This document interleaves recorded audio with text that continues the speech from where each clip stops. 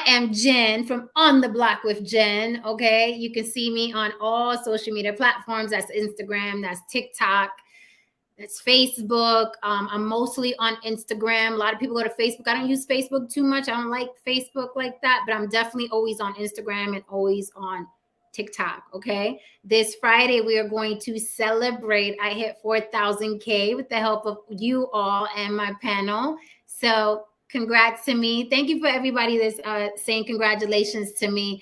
And it is a huge milestone for me because we did this, you know what I mean, from the bottom up. We did it without scandal. We did it without purposely throwing people on the under the bus. We did it without being purposely ratchet. We did it without doxing people, okay? The only time you've seen my panel ever go off on somebody is when someone pulled up and acted a monkey ass fool on here. So it means a lot to me that I got to 4K. And I'm gonna celebrate it. So on Friday, we're gonna do Freaky 4K Friday, okay? Freaky 4K Friday. We're gonna celebrate, and we're all gonna talk about this crazy YouTube thing, how I got to my 4,000. And every time, I reach another 1,000 milestone, I like talking about my experiences within that 1,000. So I want to thank you all for your support. I even want to thank the lurkers. You keep me in the algorithm as well. So no hate for y'all. I mean, and you're cogs in the wheel as well. Everybody partakes, right?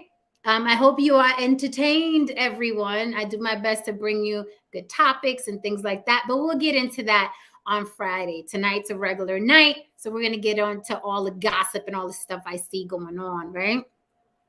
So there's a lot going on, and we'll talk about the 4K on Friday. I'm a little off, forgive me. I'm a little tired, but I'm still here for you. We're going to get through. And my people will be up in a minute. All right, guys. So don't forget, you can reach me at Gmail as well, on the block with Jen at Gmail. Okay. That's if you have a topic you want us to dissect, or a collaboration or an interview inquiry, hit me on the block with Jen at Gmail. If you want to continue supporting the show with your pocket this evening, by all means, throw me a Cash App. It's also on the block with Jen Cash App. You see it scrolling on the bottom, sneaking by you. Grab it, okay? Throw something in the Cash App for me. Help mama keep the church lights on. Or you can hit me in the super chat, which is much easier. You just hit that little dollar sign on the bottom right of the chat, okay?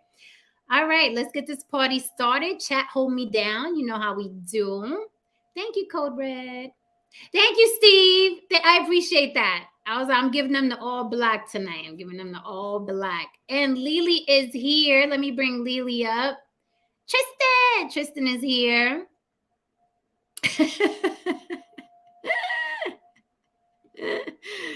Tristan says he's starting early with me.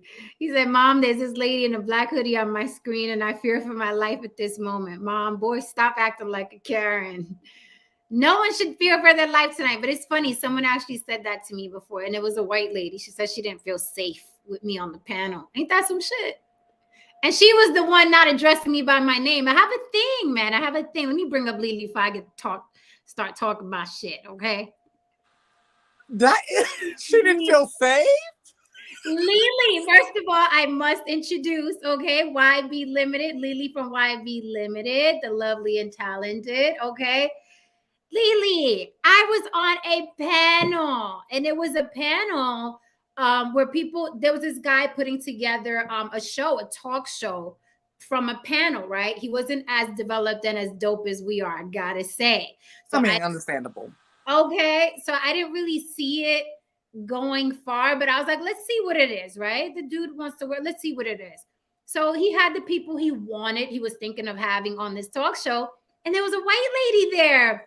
And I think she was a little tipsy. And she just kept calling me like baby and sweetie. And I'm like, I don't know you. Yeah. I'm like, I don't know you. It's okay for you to call me Jen. I will call you such and such, right? And she just insisted on calling me baby. And at that point, I'm like, okay, now you're calling me out of my name. I said, call me by my name, right? So then she proceeded to say she didn't feel safe with me on the panel. Lily, she didn't feel safe with me on the panel. And she wasn't addressing me by my name. I was like, bitch, I don't feel safe. I don't feel safe. Classic Karen dog whistle. Oh my God. you're disrespecting me, but you don't feel safe. Make it make sense. Like, just use people's names. And you know, that's a pet peeve of mine. I feel like all adults address people by their name. Now, you know, the gloves come off. If someone's calling you out your name, go ahead and reciprocate, right? Every man for himself. But if we can have a conversation, even if we disagree vehemently, and still use someone's name. Right. It's not hard. It's not. Like, that was a total Karen dog whistle right there. I don't feel safe. I feel threatened. We're not even in the same room, Lily. That's crazy. I don't know if I ever told you the first time, you know, because growing up in DC, I'm gonna be honest with you, DC, Maryland, I was a little naive about. I wasn't naive about a lot of things. Like, there's some things I should have been naive about that I wasn't naive about. Mm-hmm. But race issues kind of went over my head sometimes. I didn't understand, because when I thought of racism, I thought of like flat out racism. I didn't know about the undertones and things like that until I moved down south, and then I got an education on racism. And I remember the first time I had an issue like with a Karen that left me feeling like, what just happened here? It was something like that. It was an issue at work. You know, worked at a restaurant. You know how high pace, high volume restaurants are. It's just stressful during high peak time. Normal stuff. Little, you know, do all that, and then y'all friends at the end of the night. No big deal. So the following day, the young lady, Miss Karen, you know, she wanted to call me to the carpet as we were opening up. No problem. So she calls me to the carpet, but she didn't realize that I was going to have some pushback. But it was like good energy. Like, it was just a discussion. It was a conversation. Two people having a discussion. Child. She went straight to management and said, you know the line. I don't feel safe. I feel threatened. Wow. I mean, like, when I tell you that conversation was the most mild, I thought it was just two people working out miscommunication. And that's when I realized, like, wow, what was that? And then later on, I figured out what that was. But yeah. And it's funny because you know, we joke around with no saying, you know, we're like, white people don't have culture, right? Like, we have culture. Caribbean people have culture. African, you know, descendants have culture. We have our music. We have our food. We have our sun. We have our, you know what I mean? It's like we're very, very in tune and connected to the earth is how I would, you know, just put it in simple terms. We're very connected to the earth, right? And the animals and the water. And we're very, you know what I mean? Spiritual people. So we joke around and say, you know, white people don't have culture or whatever. I'm sure they do. I don't know what it is yet, but maybe No Saint can elaborate. It involves raisins. Right, but the funny thing is, I think that's part of their culture. I'm not gonna lie. I think Karening is part of white culture, because here's the thing, right? You can go to Arkansas, you can go to Texas, you can go to Florida, you can come to Nevada, you can go to New York, right? Anywhere you go, even if those people don't know each other, you'll find a Karen that does that. I'm seeing a pattern. That's a culture. Right. Like, I don't know. I digress. Because I was about to go in, and I was like, oh, this is a topic, so we're going to say this for another night, another day. And, you know, oh, God. We talking tonight. We're on the stoop tonight, Lily. We're on the stoop. We're on the stoop tonight. Yeah, because we're on the stoop. This is the thing. Oh, God. Okay, so as far as I know, no one's watching the people that I but I have. So I have close family members, and so the intermarrying and stuff like that, which is not an issue. You know, date and love who you want to love and everything like that. I don't discuss these things because I'm always just like in public because of that. But I have like certain things that I see, like, okay, like we all know with the white tears make me want to fight. And I feel like that's part of the culture too, the tears, the weaponization of tears. Yeah, ooh. But my favorite thing is I call it the white cry whenever I'm watching like a court case and there's a white person on a stand and they're doing this and I don't know why that happened. I only came after me, right? And then they have the mouth going. It's really bad acting. And I always say, when you're trying to convey an emotion, pick another emotion, right? Because sadness doesn't always mean tears. That's a little actor's pointer, right? Where some actors, they treat emotions like we learned emotions when we were little. This is sad. This is mad. This is happy. And there's so many other ways you can express those emotions. Right. And what people do when they trying to make you feel sorry for them, specifically in court, what they give you is the dry cry. In their mind, it's like, ooh, sadness means crying. So I was there. I don't know why you're treating me, right? And there's not a fucking tear in sight. I call it the dry cry. And every time I see an actor do that or somebody lying on the stand, I'm like, I'm yelling from my couch, pick another emotion, asshole. Yes. Pick another emotion. Sadness is not just, I don't feel safe right now. What do you do? Did you ever watch, it was a reality show that had, and this is still one of my favorite lines of all time. It was Tiffany New York Pollard, and she was, her and Claudia Jordan was going at it, and New York started doing that. And Claudia Jordan was like, what? She's like, you're crying, but I don't see any tears. And then New York said, bitch, I'm crying on the inside. I remember that. She said, bitch, it's an inside cry. That shit had me dying laughing. I was like, I'm about to use that one. Bitch, it's an inside cry. There's nothing. Nothing. Shit, you know what I mean? I'm not saying you got to be Viola Davis snots down your chin. Give me something. I need to see something. I need to feel it. Sometimes you even feel it more when an actor, their eyes just water and there's yes. Right? They're bringing you with them on that journey of this hurts. I'm about to cry, but I'm gonna hold it down. And then you bring the audience with you because they're like, oh my gosh, she's about to cry. She's holding it down. There's so many different ways you can do different emotions, but these eyes. Yeah. Oh my God, it's all in the eyes. It's all in the eyes. They just go, this is happy. This is angry. So you can be angry like this. Or they could do a Lisa Ray. I'm happy. What she do? I'm sad. I'm mad. I'm sexy. That's a Mary J. Blige too. No comment. Moving on. We love Mary. We love Mary here, okay? We love Mary. Okay, she's also on the soundtrack of our lives, of our hip hop lives. Of our life, yeah. We love us some Mary J. Blige. Okay? But listen, and I come from the family no one's safe, so I'm just saying. That's my family, nobody's safe. So, like, Mr. Mind Over Matter was talking about white culture is sarcasm and reverse psychology. I live. That is so funny. Hi, Haran. What's up, sweetie? How you doing? I see we doing we chill. We on. I feel like I'm on the stoop for real right now. There's how we dress from. But Lily's always bringing us color, thank goodness. So I can't. When I can't, Lily's gonna hold me down. This is all lies, so I've been doing all black recently.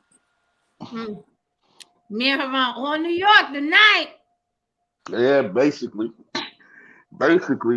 Now y'all know how I feel. Anytime I come into a room, somebody always feel threatened. Somebody always feel threatened. I can just feel it. I'm just like, oh God, it's gonna be one of those days. Like, excuse me, sir. Can I help you?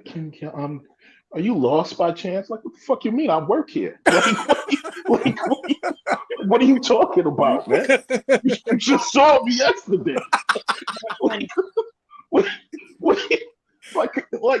Bob, can you tell this guy? Can you vouch for me, please? Like, yo, where's my resident white person? That shit is better than ID. It is. When you got a white person vouching for you, that shit is better than a passport. It's true. Yo, like Bob, you should tell him. Tell them, and look, man, having a crying white woman as a weapon, that's better than 2 loaded Glocks, baby. That's a weapon. A crying white woman. Listen. I tell people all the time, in the world of corporate America, nothing is more dangerous than a crying white woman. In America, period. Period. They'll give her everything she wants because nobody really wants the smoke that comes after that. Mm-hmm. You know what I mean? They don't really want the smoke that comes after that, the lawsuit, or whatever the potential is, that, and the third. So it's just like, fuck it. Just fire Tyrone. Fuck it. You know what I mean? And, they'll just do whatever the fuck, she wants. And it is what it is. They can fuck off. I'm like, you feel threatened? Good. You should. Yeah, I remember when the whole Central Park incident went down a couple years ago. Remember that with the lady with the dog, and the guy was just like, "Man, what are you doing? Why are you acting like this?" Like it was like funny, not funny, because he was just like, "Man, why? What's all this for?" Like, just. But it's part. But again, I say it's part of the culture. Like they already know that they can do that. Mm-hmm. They know that they can do that. No matter what city they're in, they know they could do that. What about colonization? Is that nature or nurture? Wait, Lily, you said colonization? No problem. Oh, good. Did you answer us? We have an answer. I'm like, where's no say? We have our authority on this. We have our authority as well. We have questions, no saying. You literally turned into that white guy on the block, though. Yeah, like in New York, we always have that one white guy on the block that we defer certain things to. Like, wow, I love it. Does this really happen? Right. There's always a white guy on the block that we don't let anybody mess with. Right. That's so funny. As soon as I got the audio, it's like I hear Lily saying something about colonization. I said, "Oh shoot." Too late to dip out. Just in time. I saw you. I said, "Well, no." So, how's everybody going? Everybody's good. I'm good, man. I'm telling you. All right. I'm about to get me some ribs.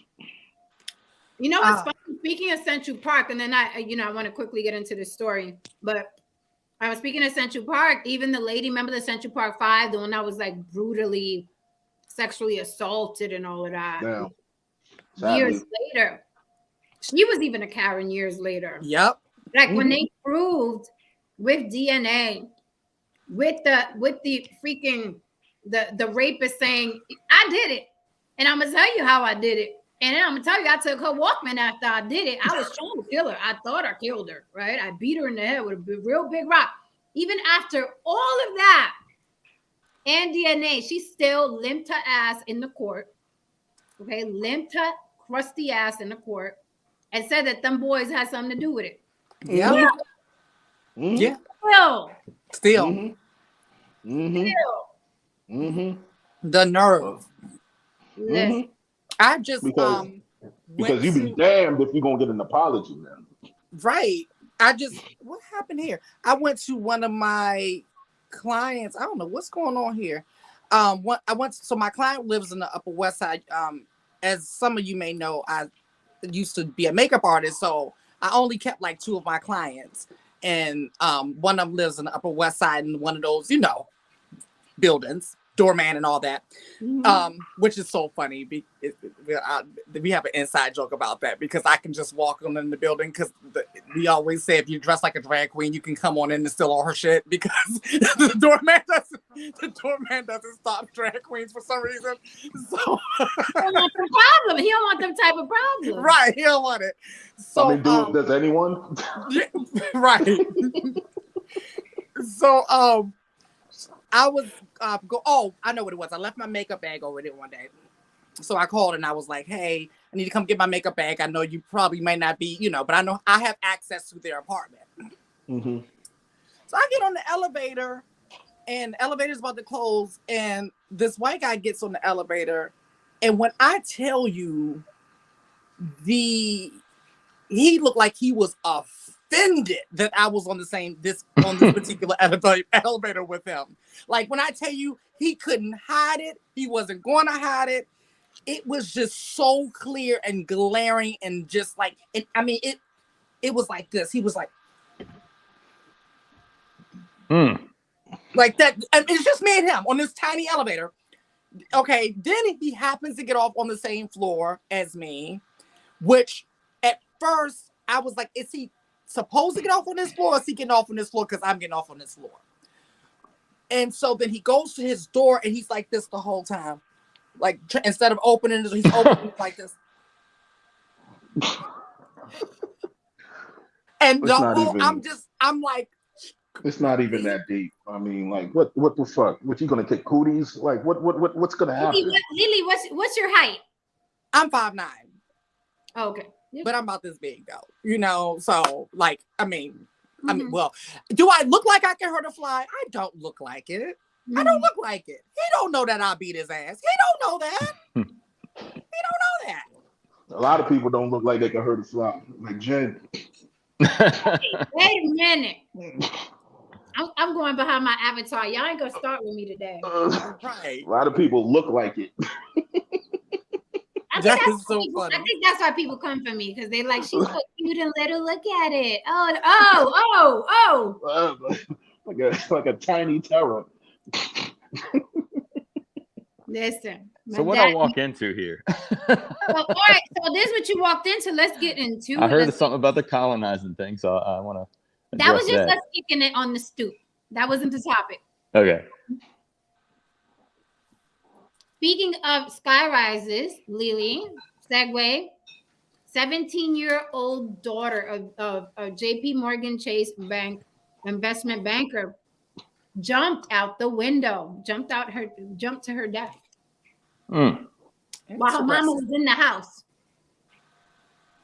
And her aunt was in the house.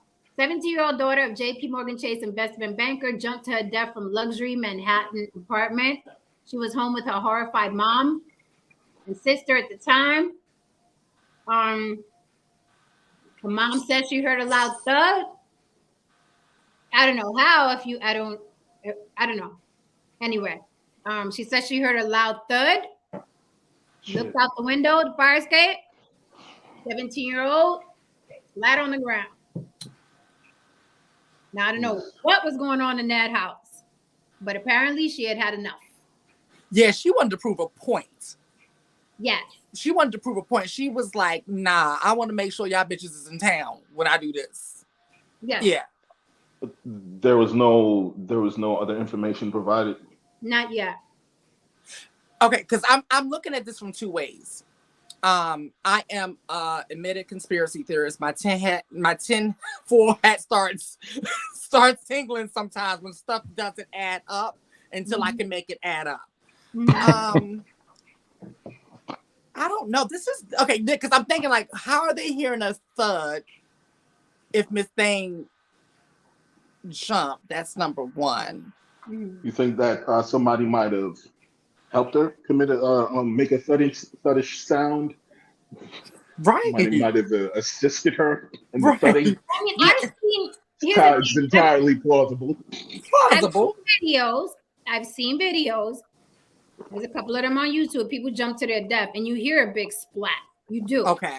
You hear like a boom, and it's like, I'm just wondering where in the house she was. Was she like by the window? Is the only thing I think of. But you can help us, FD. Yeah. No. I'm just wondering how high too. You don't have to be incredibly high to kill yourself jumping. I mean, maybe she's 10 stories up, and she jumped. You also might survive it. I'll tell you. Yeah, but you really don't have to be that high, especially the concrete. You don't have to be very high at all. You could. I understand what you're saying. Very few are lucky. What you're saying. Yeah, I understand what you're saying. You're absolutely right. 9 stories up. 9 stories up. There you go. And they said nothing has been. They've revealed very little about the tragedy. Neighbors say the girl's father is an investment banker.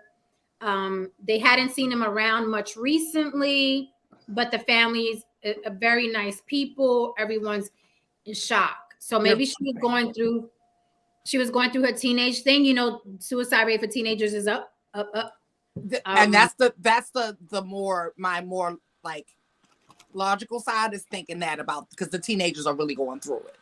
My other side is thinking the bankers are really going through it too right now. So it's like there's a lot going on.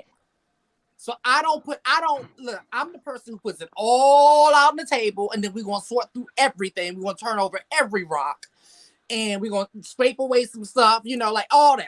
And then I can come to my conclusion. Cause I want to know, I'm gonna follow this one. The only thing that's curious to me is where did this occur? Manhattan, New York. I just want to state one thing real quickly. And to the people who are familiar with the old New York and the old New Jersey, just the old East Coast, or even the old America, there's an energy that's coming back, an energy of desperation, and an energy of just anger, and the violence it continues to uptick. There's this darkness that I remember that was in New York, and it feels like it's coming to the surface again.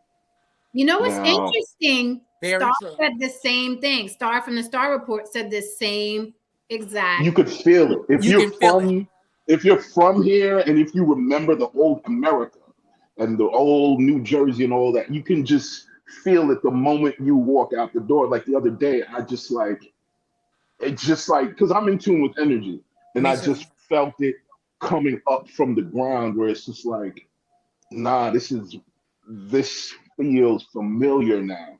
This doesn't feel like 5 or 10 years ago, where there was like Elmo on 42nd Street and was like Disneyfied, and everybody was, Brooklyn was gentrified and no one knew. This feels like the 80s and the 90s are trying to like push through the glass again.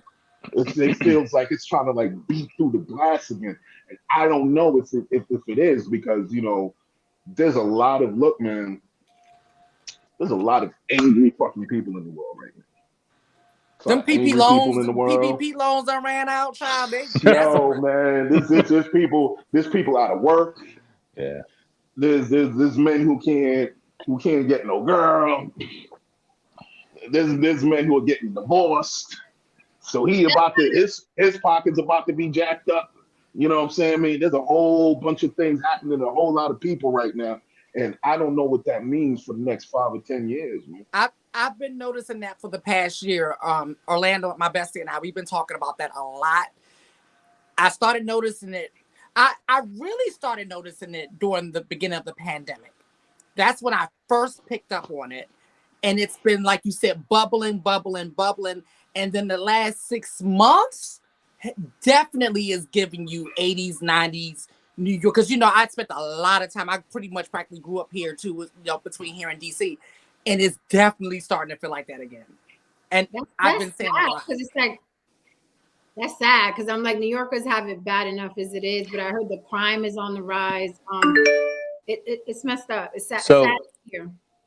So, I know all you three are from New York, and I want to say that, the same thing's going on down here. Back in the 90s, especially back in the late 80s, early 90s, New Orleans was the murder capital of the world. We're once again the murder capital of the world. And just 4 or 5 years ago, when I came back, I think 8 years ago, 4 or 5 years ago, they had the least murders in New Orleans since 1970, in 50 years. And now we're back to, I'm like, and not a whole lot changed. I mean, the economy's still pretty much the same as it always has been. We have a lot of poor people, a lot of impoverished people in New Orleans. But I think it's going on around the country like that. It's not just New York. I think it's everywhere. It's on the rise. And it did start like with the pandemic. You're right. But I do remember what Haran was saying, because I remember seeing movies, like even Superman or whatever. And, people were on the side of the street, holding people up. And New York had that reputation of being a dangerous city when I was younger. And then it wasn't. Then suddenly it wasn't anymore. And I was like, wow, how'd they do that? That's pretty cool.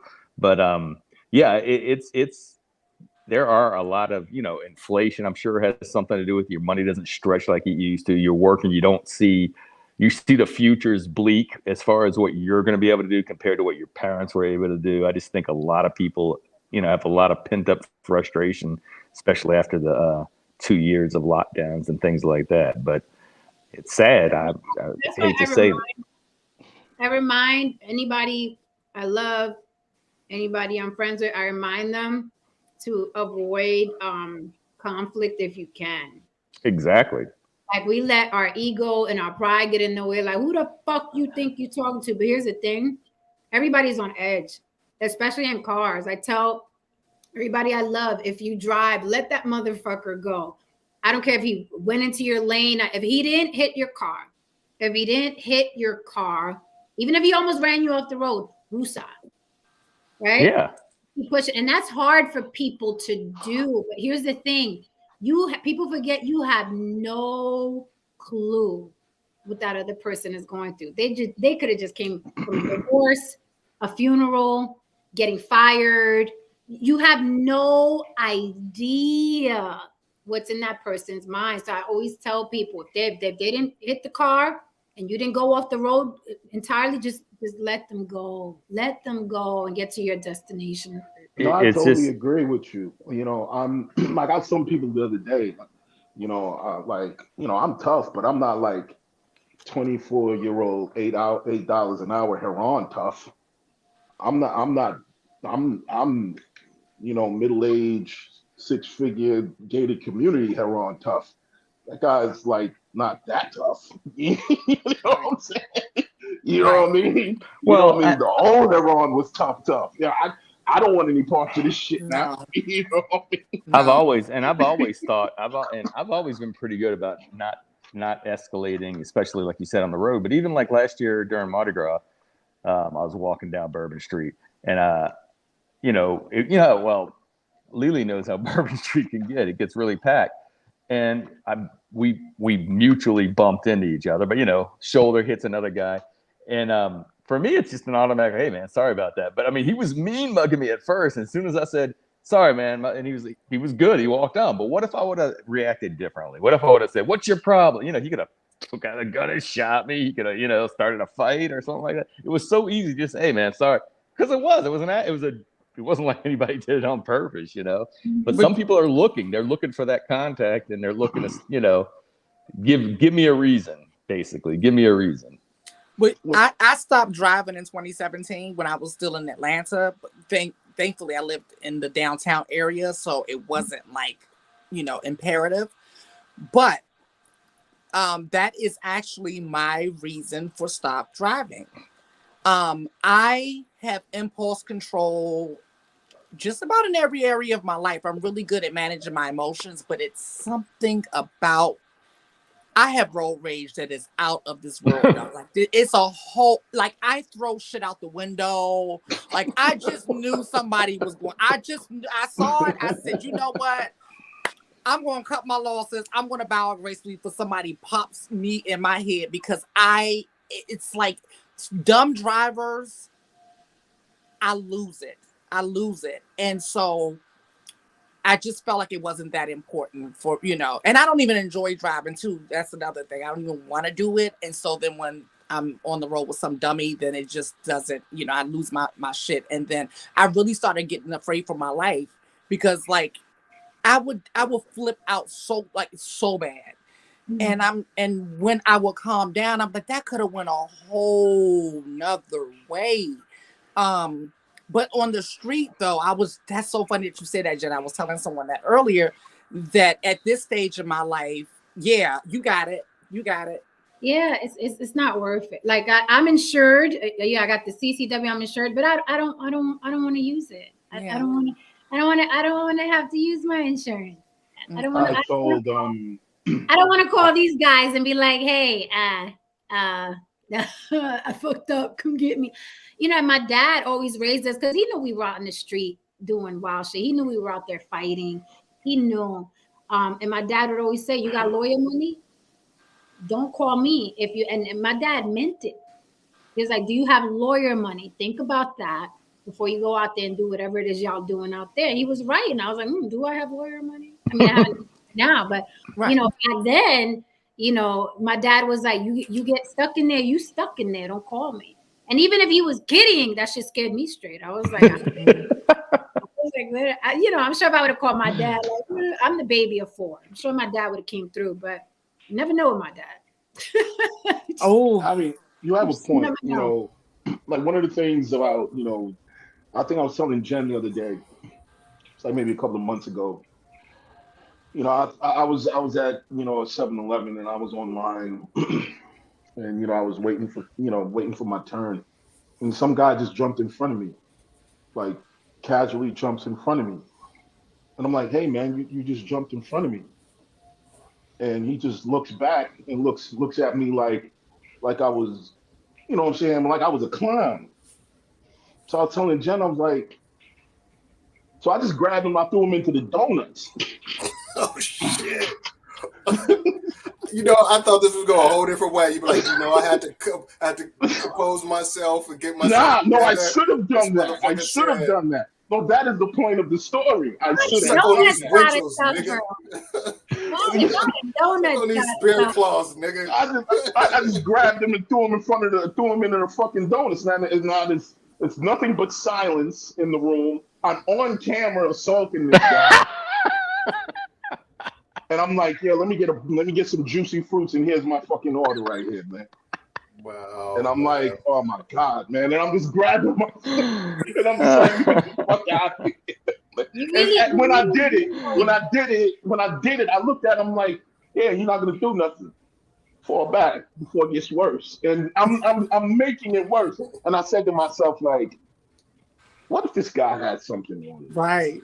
And he just let off on me. I think Jen said that, to me. She was like, what if he had something on him and just let off on me? And I'm like, because here's the thing. You always know what you're gonna do. You know what you're gonna do.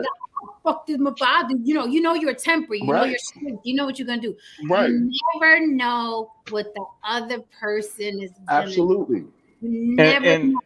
And this is the problem with this is the problem. I'm not making this a gun show, but this is the problem with so many people being able to have guns is they just like, let's just talk. How about that guy? Remember the guy that I think he went to jail, but the person parked in the wrong spot, and then the guy goes over and he's yelling at the girl, and then the boyfriend comes out and pushes him down. He grabs the gun and shoots him. Right? I saw that. So the guy doesn't have a gun. He's probably not mouthing off. Right? The gun makes you a lot braver. And this is the problem I had. And so with Haran, I'm not messing with Haran without a weapon. I'd be stupid to mess with Haran without a weapon, right? I mean, luckily the guy didn't have a weapon.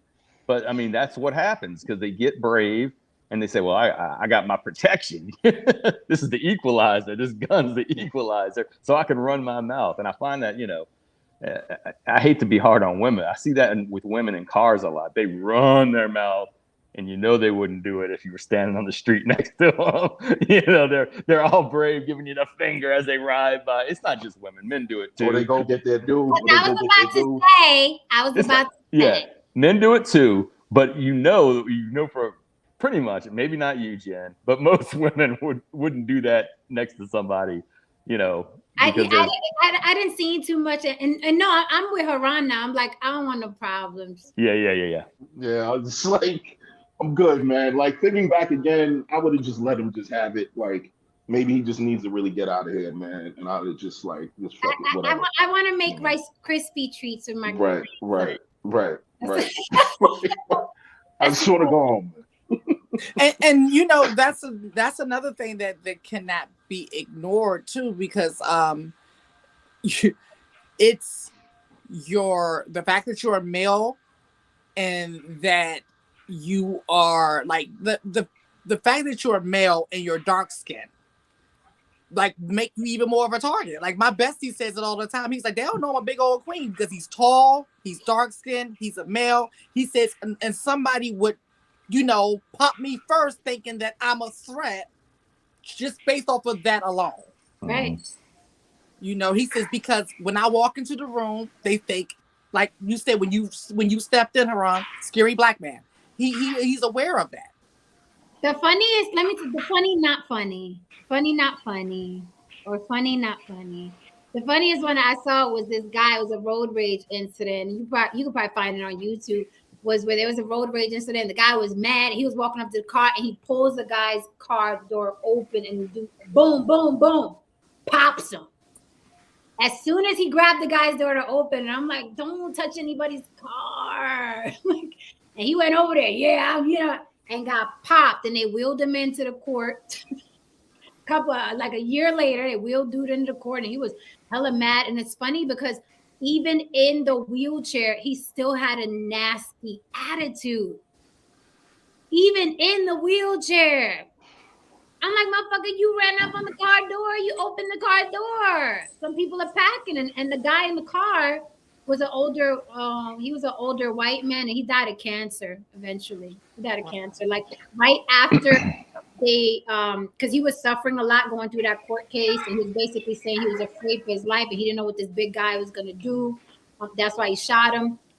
So then he was exonerated, and then he died.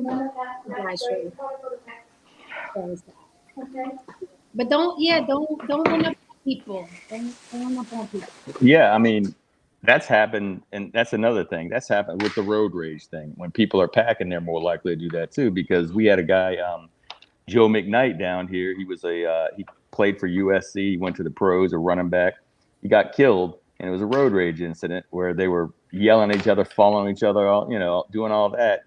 And Joe McKnight gets out the car, and the guy shoots him. Well, the guy, he's in prison like he should be, because there's a lot of times where you can cut that off. But I think people use that gun, and not all, I mean, many probably don't, but some people I think are looking to you like, I got this concealed carry, or I wish somebody would come on my property, I'm going to let them have it.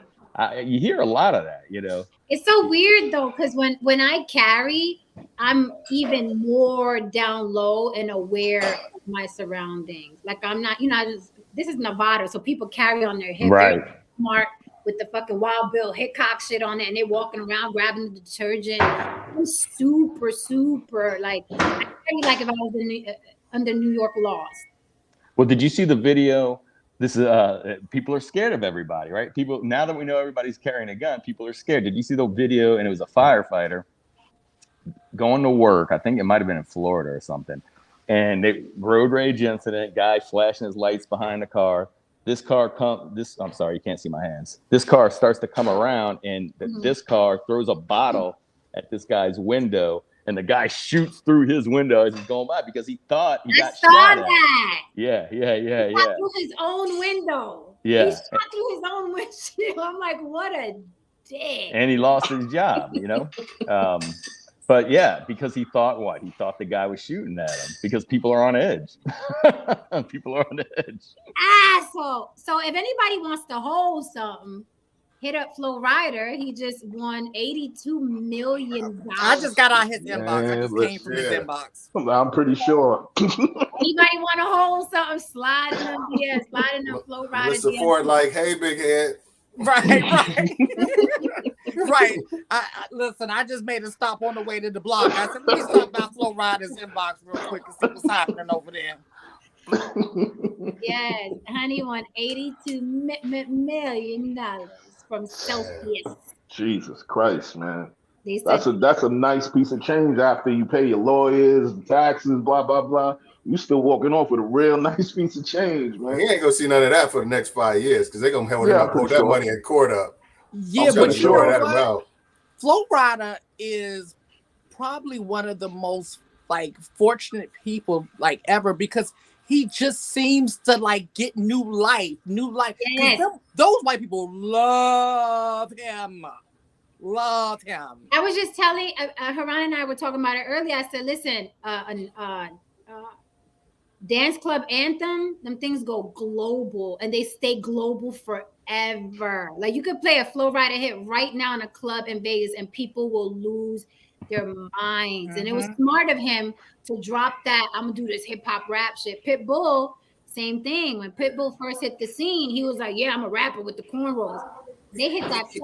He could still go to Sweden and get $250,000 for a show. Right. Easy. A night. Easy. Right. Hey, I just gotta let y'all know, I've been drinking, so if I don't like anything tonight, I've been out with we celebrating the end of this my business. We closed the deal, so I've been out with some very rich white cats who like to drink. So I've been boy. So Hopefully they ain't Irish. They was Irish? No, I don't know. They was white. I can get the fuck out of Minneapolis. I'm waiting till Friday for the celebration. I'll bring out some tequila. Dame throwing out that disclaimer. Like, look, man. Because I might say anything. Right. Smart. Everybody put your cash up in there in case I say something foul to you. So I can have it. So I apologize for dough. So, since we're gonna segue into sports, so to speak, not sports per se, but people around sports. Whose mic is that? Sound like you in a cafeteria. Something going on back there. Yeah, that's you might hear some Spanish. Only you'll understand it though. Okay. So Antonio Brown, God, this guy just never. I mean, he's like a career asshole. So his latest shenanigans, Antonio Brown, he was posting naked pictures of his baby mama on Snapchat. Okay. All right. Like, dude. All right. What are you doing? Yeah, we okay. There's a lot there. I was thinking about this last night because I got a hold of that information when we logged off last night, right? So, the first thing people want to yell when an athlete does something is CTE, CTE, CTE. So it's like, wait a minute. Aaron Hernandez has CTE, the cousin. Yeah, I have a cousin with it too. My cousin played. I don't know nothing about sports, but he played for somebody. Because he's Puerto Rican. No, my cousin has CTE. Yeah, because that if he do anything, he's still a pack of gum. I'm like, CTE. He ain't got shit now. He's perfectly healthy. Damien. I told you I might say anything. Damien. Actually, they took his brain. And they said that he had one of the worst cases of CTE they have seen in someone that young. We'll see. Wow. I just want to say one thing. We're going to have to get Damien in Vegas.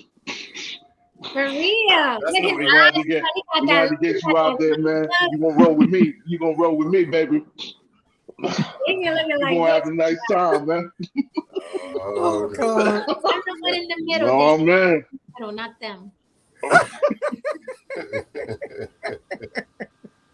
Yeah, so this idiot is out posting naked pictures of his baby mother on Snapchat. I'm like, man, I would say think about your kids, but he is a child, so I'm sure he can't relate to, hey, save the babies. Just horrible human being. I mean, but he has CTE, maybe. He has no. I mean, I'm looking at this pattern. This is a pattern. Yeah. We got the Keisha Cole incident. Like he straight dogged her. Then it was the other girl. Remember, this is the second revenge P that he dropped. Because last year he dropped something. Then we have the incident in the pool where he mooned the people and dropped his pants. He flashed the picture like his dick. He didn't moon their ass. He was that dick. too. He did both. Yeah. And then now we're on this latest incident. So are we going to yell CTE for all of those things? And if so, what's the solution? Like, is there, because, okay, this is how I'm looking at it. I like to have a little bit of empathy because I do personally know people who deal with mental illness, serious mental illness. And when they are off of their medicine, it's so easy for us to say, just take your medicine. But if you've ever had a loved one that is suffering from some type of mental illness, it's just not that easy. And then the way the laws are set up, it's very, very, very tricky. Very, very tricky because you can't make them do anything. They're grown. Most professional athletes won't take this because it takes you and puts you in like a stupor. That's what they all say. yeah, it saps your energy and it saps your will to do anything. So there's no way you can maintain your job and your level of play on any type of real psychotic medication, because it's designed to do that so you don't go kill people. Exactly. And that's the issue. It's a very, very, very tricky subject. I have a very good friend. She is, and I can talk about this. I can even say her name because she talks about this a lot on these platforms and stuff. When she's very intelligent, very successful, all of that stuff. And during this time period, we were extremely close. And she comes over to my house one day and she's like, I've been doing great. I decided I'm not going to take my medicine anymore. I'm like, bitch, I remember you before your medicine. I'm going to need you to at least keep it in your purse so that like I can dump it down your throat just in case like you start. So, so then I lied to you not, over the course of a year, she started to slowly unravel. And when I say slowly, it was so slow that there will be little peaks of, what she just say? Is she crazy or am I crazy? Right? Mm-hmm. And then she'll go back to normal because she's very well spoken. Mm-hmm. She's very, all of that, very pretty, very well dressed. And so she'll just say something a little off the way, and you just kind of thinking, or maybe I'm just tripping because I know she ain't in her medicine. So, it'll make you, they'll make you think you're crazy for a minute. And then boom, she snapped. And it got really ugly to the point where she ended up going to prison for trying to stab a cop because she was in a complete that'll do it episode. Yeah, because no one can get her to take her medicine. There was nothing. She was a whole different person. Her voice sounded different. She dressed different. Her mannerisms were different. Everything. Her facial structure was different. And the amount of being her friend, the amount of powerlessness I felt, because I knew there was absolutely nothing I could do. So that's why I have empathy, a level of empathy for anyone who's dealing with any type of mental illness, because it's very serious and it's not a cut and dry situation on how to deal with it. Yeah, it's rough. I think honestly, and people will hate that I say this, I think that whole mental illness defense should be stricken from court, right? Because I'm like, sometimes murdering people is a symptom of being mentally ill. Like, why would you get off if that's one of your symptoms? Like, that's how I think about it. See, that's the thing. They don't get off. They have to commit. Most of the time, they're committed to a facility for fucking life. People think they don't go to prison, but they go somewhere for life. In most cases, if it was depending on the degree of crime they committed, if they just slap somebody or whatever, that's different. But if they murder somebody, there's no way to adequately prove that they're not going to be, that they're sane, or they're not going to be at some point be they're going to be detrimental to society. So they go to, it's not all of us like, oh, he was temporarily insane, you get to go home. It was like, nah, nigga, you in the psych ward. You 5150 forever. Ever. And ironically, what happens is that they find out real fast that the treatment that they receive in these facilities, they were better off in jail. He was better off in prison. Oh yeah, because because you have to look at it like this. You're in a psych ward. If I mistreat you and there's no evidence, who the fuck is really going to believe you? Right. You're crazy. Right. A lot of times it's just a way to prevent you from getting the death penalty. Because a lot of these places, they say, okay, we ain't going to kill you, but we're going to put you away so you ain't a harm to society for the rest of your fucking life. Even an insanity defense, it's never really an easy way. In other words, you have to prove that you didn't know what you were doing was a wrong. Because you can be mentally ill and still know what you're doing is wrong. You're not going to get off as long as they can prove. It's a lot hard. I think it's hard to prove that. That's why they have doctors and they do the interviews and everything. But it's really not an easy defense. You got John Hinckley. He just got out recently too, but he spent the better part of 30 some watched years. This video when it was like they compared like somebody faking insanity. Right. They had the guy who shot in Parkland. That cat faking insanity, and they had a guy who was really deemed insane and he couldn't stand trial, and it was night and day. Like the guy who he was calm. The guy who was really insane was calm, and he just said exactly what he did. He was like, "What did you do?" I picked him up from the hospital. I took him. I decided that I didn't like his shirt, so I slit his throat, and then I took his body and I put it in the garbage can because I didn't want to get them. And it's like they have no fear of repercussion.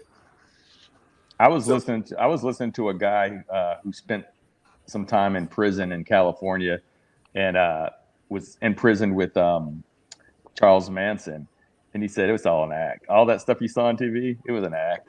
It's like he was nothing like that when you were just hanging out in the yard or whatever. I bet he was probably keeping to himself like a motherfucker. Yeah, some people do pretend to be crazy. Speaking of being attacked, I was attacked about, it was at the beginning of the pandemic, and I was coming down the street, and the first thing I noticed that this guy's eyes were empty. It was no one home. Like it was it was just, and he was young. I'm like thinking like, you too young to be so just blank, so empty, right? And he attacked me. Now that didn't work out too well for him. Like I said, I so, but I restored his ass to sanity because it was funny, not funny. Like, funny, not funny. Milk. Shit, I gave him some milk. Right, I did. Like, and let me tell you how this story went. So, when the process started, right, when he was in crazy mode, he was talking to me as if we showed up on the scene together. Like we was like a couple, and we just got to this scene together. Like we walked up on this joint holding hands. So, and apparently my name was Kelly at the beginning of this situation. Okay, now when it took a turn, I was no longer Kelly, and this man was begging for his life. He was literally begging me to let him go, and I couldn't stop. I blacked out at that point, completely blacked out. But I was just like, your ass not as crazy as you letting on. Like, you crazy, but I'm crazier. So, speaking of prison, right, these reality show stars continue going to prison, and not like a slap on the wrist. Like Chris Lee Knows Best, that couple from Chris Lee Knows Best. I used to watch that all the time. No, that dude got 12 years. And his wife got 7 years. What happened? Fraud. Yeah. But when you watch these reality shows, these people look wealthy. Like they are living. And the whole time, you know what I mean? They're literally robbing Peter so they could look rich with Paul on TV. 12 fucking years. And if you see this man, anybody who watched Chris Lee Knows Best, like I used to watch it, he is the daintiest little sweet white man. And he swear he's straight. Well, no, it came out that he got a boyfriend. That was all in Discovery. Yeah, he has a boyfriend. Because Martha in prison or outside of prison? Outside. But he's gonna have one inside. He'll be all right. He'll be all right. Martha Stewart is harder than this guy. Like he's a dainty little thing. No, true. I remember my wife is obsessed with the Housewives of Salt Lake, and that chick Jen Shaw. She scammed old people, and she just got 6.5 years. And it was just watching like her, like, I'm innocent and blah, blah, blah. And I was just like, this bitch going down, especially when her assistant pled guilty. I'm like, you need to give it up and cop a plea. You know? Like, it just goes to show that we watch these people basically pretending to be rich. And it's like Instagram. Everybody's playing their highlight reel on Instagram, right? But these people are doing serious time to look rich. Like this is Keeping Up with the Joneses on steroids. 12 years. They just gave that little Southern Belle 12 years. It's so different from, y'all remember Robin Leach? I remember Robin Leach? It's so different from that show because even, I'm sure some entertainment was involved, but there's a part of me that says like, yeah, those people that were on that show, they really had that kind of money. You know what I mean? Like they would really pay like that because he would only interview like maybe 2 or 3 people. You know what I mean? It wasn't like a gang of people. It was like maybe sometimes it was only one person. You know what I mean? Who was on the episode. So but now it's just a plethora of people and so on. It's like, and you have to tell yourself like, oh, these people can't be paid. You know Well, what I you mean? see what's going on with Cribs. You see Mhm. how all the stuff that's come out about MTV Cribs. Like, JoJo was like, child, that was my uncle's house. Like, we were homeless. Me and my That mom was homeless. Red Man's house, though. You That can't was tell me Red that Man. wasn't Red Man's No, house. the best one was the Yin Yang twins. You could tell they ain't never been in that house before in their life. Right. They What were like, happened? look at the monkey. Like they had to stuff them up. Like they had the taxidermy monkey. They was like, look at the monkey. Let's see how old everybody is on the panel. Y'all ready? Uh-oh. Right. Okay. Champagne wishes and Caviar dream. you old mama jammas.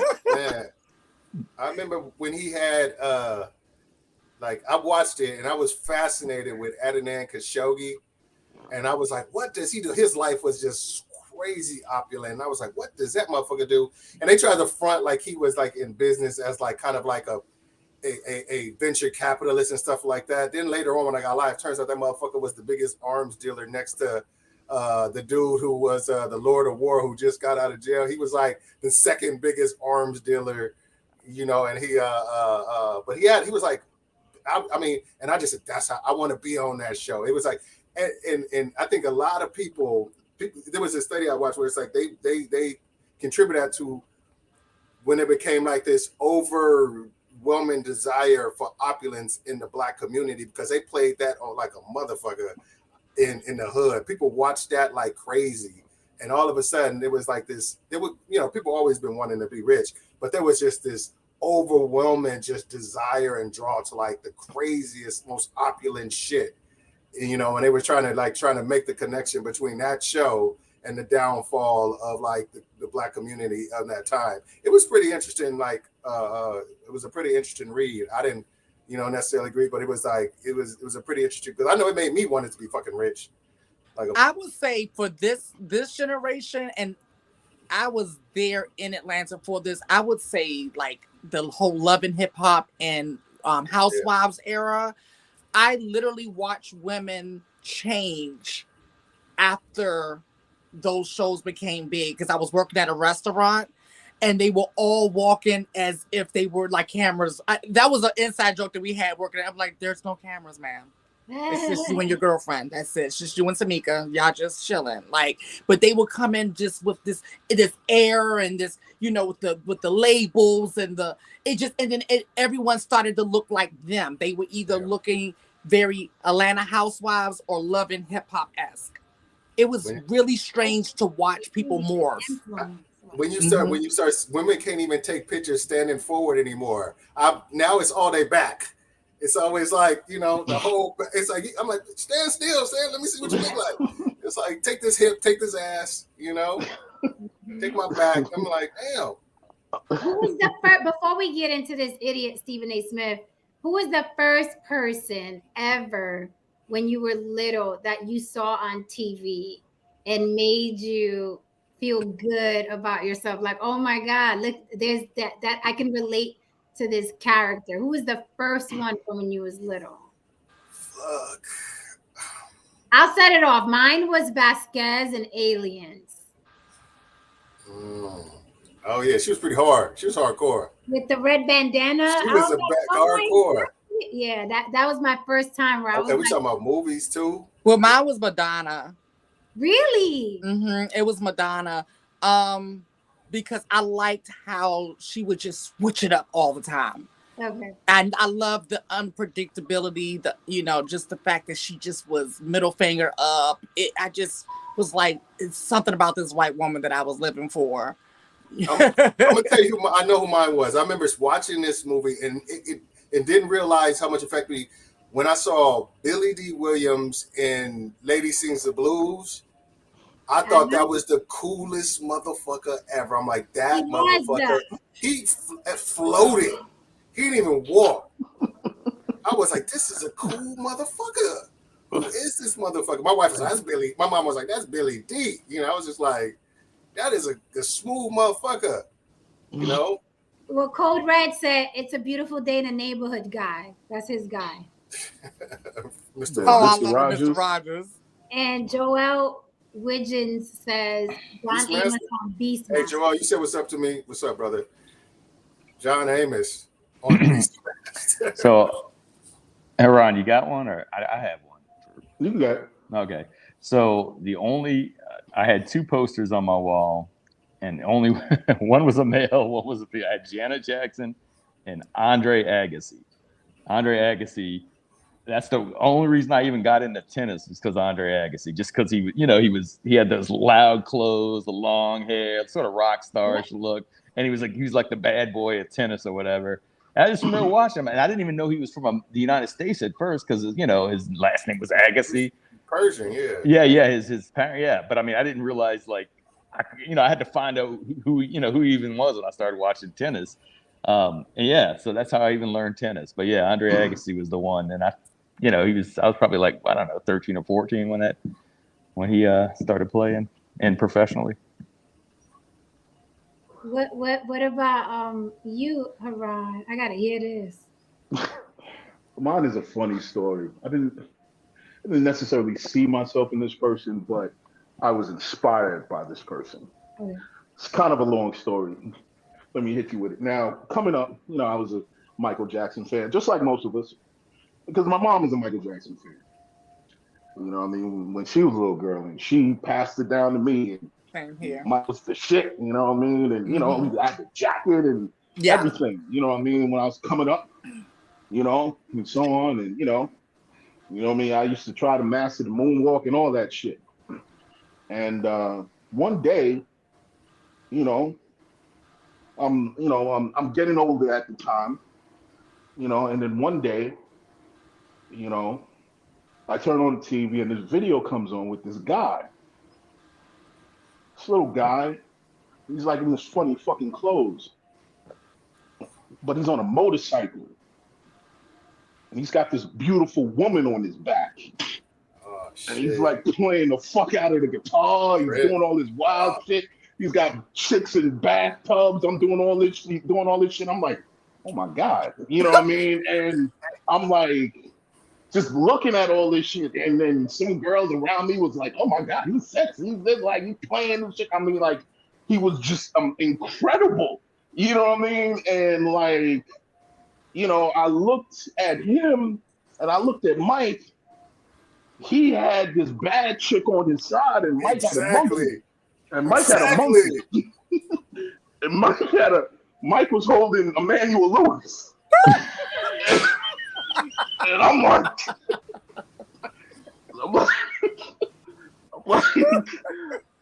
I don't know, Mike. It was Michael Jackson? It was Prince. It was Michael at first.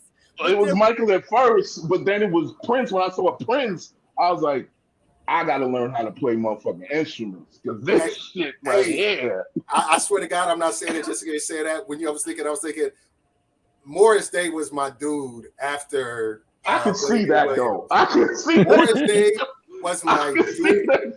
He still looks good. Morris Day was, I thought anybody who, when I was young, who dressed smooth, I thought was the motherfucking, I love to see brothers looking smooth, hair laid, the tiny mustaches with the matching. I used to love that shit. I used to want to be that shit for like, when I was a kid, I'm like, I'm going to be smooth like that motherfucker. And Rick James hated Prince's guts. Hated Prince.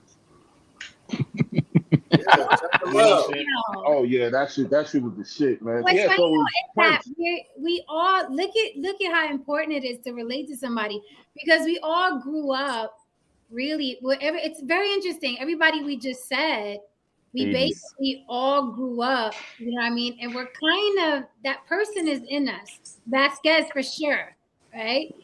And Ron is a musician. Lily is fabulous, constantly changing her look. You know what I mean? We got FD on the panel who actually played tennis. You quit though, I'm sure, right? Can you still play? Yeah, oh yeah. You still play? No. Oh, you can't play no more? And then we have a giant size, Morris Day here. I mean, I ain't gonna front. Sam's Club size. It's true. Yeah. Because those people, they influence you. Like I will say that, like I said, like I'm way too fucking big to be wearing them funny fucking clothes he was wearing. But you know what I mean? His But you influence, did. You're a musician. You right, did. and his musical scope, like his understanding, like 90% of my understanding of music and composition came from sitting down and listening to him for hours. But And Prince had hours something. and hours. People used to misjudge Prince like a motherfucker, because Prince had the people thought he was one way, but run up on Prince would knock your motherfucking ass out. Yeah, I guarantee. I heard a lot of stories. I know I heard a lot of stories fight about you if I you heard a came. lot of stories Prince was about the T.I. before T.I. was T.I. Mhm. Prince a lot of was stories little about dude who would beat your ass. I guarantee it. I guarantee it. I'm telling you. And I heard that Charlie Murphy story He grew was up true in as shit. Minnesota hood fighting motherfuckers on the basketball court. They thought he was a weirdo, so he got into many fights in Minnesota. And he had to like prove himself. And Prince, I'm telling you, Prince will have, I bet he had a temper, he would beat your ass. Or he would try. Exactly. Yeah, I was about to say a real size man, a regular size man would have been picking him up like, what are you doing? He would have tried. Right. What are you doing? Calm down. Seriously. Prince, I don't know, people misjudge him. Prince was like, he had like a people saw this feminine shit, but he had a lot of masculine shit going on. Right, I mean, he was all about women and like, you know, he didn't give a fuck, which is a very like, you know, I don't give a fuck what you think about what I'm wearing. I know I'm gonna be getting these bad chicks who look like they from another planet, you know. Man, listen. Right. I mean, fuck what you talking about. I'm getting money, I'm making music. And I'm sure a lot of people, because he was so much, he was larger than life.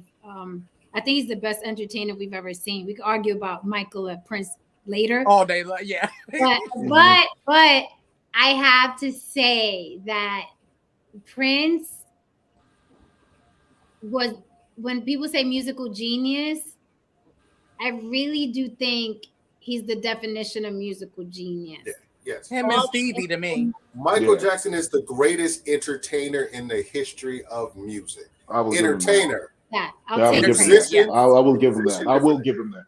I will give him that. I will give Michael that. I'll give him that, but I didn't see Michael as a genius. You can write me later and cry in my Gmail. I didn't see Michael as a genius. Kanye West, definitely not. R. Kelly, definitely not. I always say Prince because Prince was also good, along with playing 20 some odd instruments and playing all the instruments on his album. He was so good at writing for people in their own voice. That's just not easy. When I write like my scripts, I think of the actor beforehand, even if I don't know the actor, and I'm like, how would this person say this thing, right? I don't just write and then hope I can connect with people to see my words, but how would this person say this thing? And Prince had, oh my God, he had the talent for writing stuff for people. You found out later he wrote, and you're like, what? Yeah, he wrote. There's so many. I mean, they did a list. I was watching this thing. It was like songs you didn't know Prince wrote. It was like country songs and pop songs, and it was just like Prince wrote that shit. That's how I feel about Stevie and Babyface as well. Like, oh my God, oh my God! Like, I was listening to the Songs of Kid Life the other day. I was just sitting here doing some stuff, and I'm like, how old is this album? And it is like reaching into my spirit and saying everything it needs to say. I'm like, that's crazy. It came out before I was born, and it's still. Stevie is the second most sampled, right behind James Brown, of any black entertainer. Stevie has been sampled. It's like songs you be like, that's a Stevie song, you know? It'd be like a hip hop song you groove into, and then they'll sure play the Stevie original version. You'd be like, how didn't you know that? I mean, he's another one. Oh, I got it bad for Babyface. Like, my daughter has a running joke that he owes me money because every time I've seen him in New York, California, in Vegas, and I even check, like, is Babyface gonna be around? Like, I go all the time. It's an amazing. Another absolute genius. Babyface is everything. Babyface is a genius. I mean, I've worked with people who worked with him. You know what I mean? I've indirectly seen him, do things, and he is just like incredible, like absolutely fucking incredible. His pen is sick. his you know what I mean, production skills, it's just everything. And you Yeah. know what why I I mean? keep going? Like my family, my friends make fun of me. Like, you going again? It's the same show. Here's why. First of all, I like live music, but when you go to a Babyface show, it's like he's singing everybody's hits, not He just does. his. He's doing the Bobby Brown thing. He's doing the Tony Braxton thing. He's doing the Eric Clapton thing. He's giving you all the hits he's written, right? The Boys to Men stuff.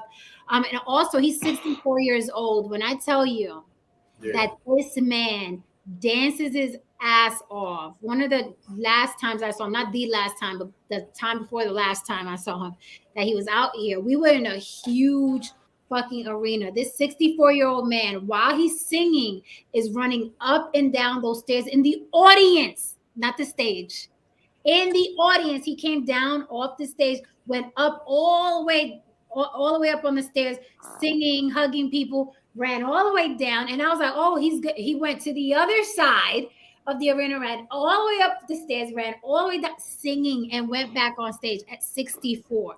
And some of these rappers and some of these R&B singers, they can't even move. They're breathing hard on the mic. And they're half stage. And he sounds like he does on the album. On the album.